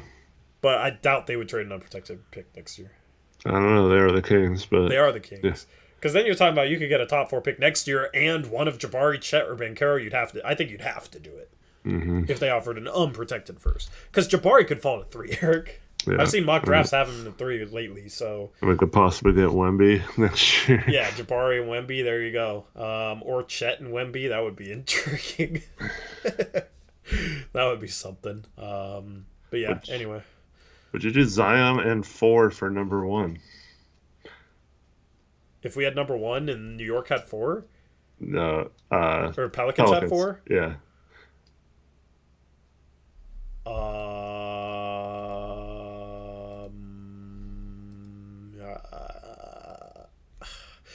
And then trade 4 down to 6 and get Sharp and get another asset. I would probably, I don't know. But the thing is how does that get us to where we need to be defensively? That's my question with everything, is how does it get us to where we need to be defensively? Oh, here you go. Orlando's at 3, we're at 1. Trade down to 3 and get Suggs 2, and then draft Chet and get Chet and Suggs, and I'm just happy forever. Why would they do that? Too many guards. Okay. And they want Jabari. I don't know. Would you do that, Eric? 1 for 4 and Zion? You wouldn't do that? Well, I'm not trading 1 because I want Jabari, but yeah. You might want him a little bit too much at that point. Yeah, I don't know. Unless I knew for sure one of the top 3 or one of the other at 2 or 3 were taking Ivy, and we could still get one of them. Or I mean, if you could have Dame, Ivy, Zion, and sign and trade Ant for something like a forward, that would be intriguing. I mean, you'd have options off of that. I still think Ivy could be an absolute star, maybe even a superstar. So if you're talking about getting somebody like him and Zion for the first overall pick for something you'd use on Jabari Smith, I would take that. You're getting more value, I think, in that trade. It's questionable as to how it gets the Blazers where they need to be defensively and what you do with all the guards you have, but it's enough value that I think you do that and then try and figure out some sort of follow-up plan. Mm-hmm. I'd easily do that, actually, now that I think about it. What is the worst possible scenario in the draft lottery? Well, it's what we just showed you, us falling to 9th, but then the Pelicans being one of the teams moving. Let's not talk about that. Let's just look at this. Yes, but end off the stream with good vibes. 1 and 11. Mm-hmm. Or we can repeat. Honestly, it's funny because we have 6 and 11 basically, and that's what we had in 2012 when we drafted Dame and then we drafted Myers Leonard. Mm-hmm. And I think in that draft lottery, the odds were different, but we had the Brooklyn's pick was 6 going in, and no teams moved up below them, and they didn't move up. Because that pick was top 3 protected. It was top 3, yep. So we are... Dude, I don't remember that draft lottery at all. But that would be nerve-wracking. You could have the 6th pick, or you could not have the pick at all. Mm-hmm. And then we draft Dame with that, which, for the record, I really, really, really wanted Dame heading into that draft. Was begging that they would draft Dame. I was right about that. But I also wanted Myers Leonard, and I was wrong about that. So, you hit some, you miss some. Anyway, anything else for this stream, Eric, before we wrap up the final post-game show of the year? Thank you, everyone, for all your support throughout the year, and thank you, everyone who commented. Even if you didn't donate, we still read most of your comments, and we appreciate you, and thanks for interacting with us. And hope you guys are around all summer to interact some more. Yep. Hopefully we catch you during the summer. I'm very excited for some of the off-season content we have, the streams. We're going to be talking about playoff basketball. We're going to be talking about some different sort of stuff, and we're getting closer to some eventful things for the Blazers. So lots to look forward to. We're wrapping up the season, but this is basically just a transition into a different mode here at Blazers Uprise. More videos. Still some streams and some different kind of stuff for you guys to enjoy. Thank you to Chris for helping me with graphics all season. Thank you to Trevin, Zach, Jackson, and Connor for helping moderate things. Chris also is a moderator on the channel. He's a graphic guy. So thank you to those 5 for helping out the channel. Thank you to those who to police chat. I didn't miss any mods, did I? I want to make sure we got it. Connor, Zach, Trevin, Jackson. Yep. So Reese for part of the season. Reese for part of the season as well. I gotta thank Reese as well for helping out over a good portion of this season. And thank you to everybody who tuned in, donated, liked the stream even because it helps us out. You guys' support means a lot. Your guys' positivity means a lot. I know it's cliche and all that sort of thing, but it truly does. Keeps me in the right sort of mood, right sort of mindset over the brutal end of the season. We pulled off a good tank job. 2 wins since the All-Star break, Eric. And hopefully it means that some hope for the future. We'll be live again on Wednesday. I saw someone in chat earlier in the stream say we should fire Chauncey for winning so much after the All-Star break. I was like, what are you talking about? You didn't lose every game, you're fired. Yeah, that's something. But because we won 2, I guess. Yep. So a video tomorrow detailing content plans. I'm going to drop an episode of Blazers Pulse on Tuesday, so I'm going to post those poll questions tonight. You can suggest poll questions by adding me on Twitter, and I will have poll questions up tonight, so you guys can answer those, and then I can talk about them in a video on Tuesday. Those will be poll questions just based on the end of the season, and some of your hopes going forward, how optimistic you are, that type of thing. And then we'll get into player reviews and whatnot after that, and we'll be live on Wednesday with a post-game show after the first playing game. We'll be live again on Friday with the post-game show after the second playing game. Hopefully the Pelicans just lose one of those. That's what we need, and then we'll preview the playoffs on Friday. Those will be over on the second channel, Blazers Uprise Live. Go subscribe if you haven't already. With that being said, that's a wrap for this season, Eric. Can't believe I'm saying those words. It felt like it started yesterday. It also feels like it's taken forever. Time is a weird thing. Any final parting words for the record? Well, Dro says go Hogs, and then also I hate you. I hate that you're ending off our season by having to say that. And then he also says next time, or from now on, when he donates, we need to call it a Drono, which I think is very funny. I just had this whole eulogy. This is what we're ending the season off with. Is Dro? Oh, come on, Dro. Dro's funny. Yeah, but to end our season, this whole eulogy has been ruined. Any real I mean, you've already said goodbye, so thank you, everyone. I just wanted to give you a chance. Make sure you said everything you wanted to say for the entire season, because it's done. We will truly celebrate the season being over when the Pelicans lose, hopefully on Wednesday or Friday. So tune into those streams, please. Yep, and I'll tweet about what the tiebreaker is for picks against the spread between me and Chet. We tied. That's crazy. Anyway, that's a wrap for the 2021-2022 NBA season. For the Blazers Uprise post-game show, we'll catch you in the off-season. The ball's going to keep rolling. Until next time, as always, peace out. Go Blazers.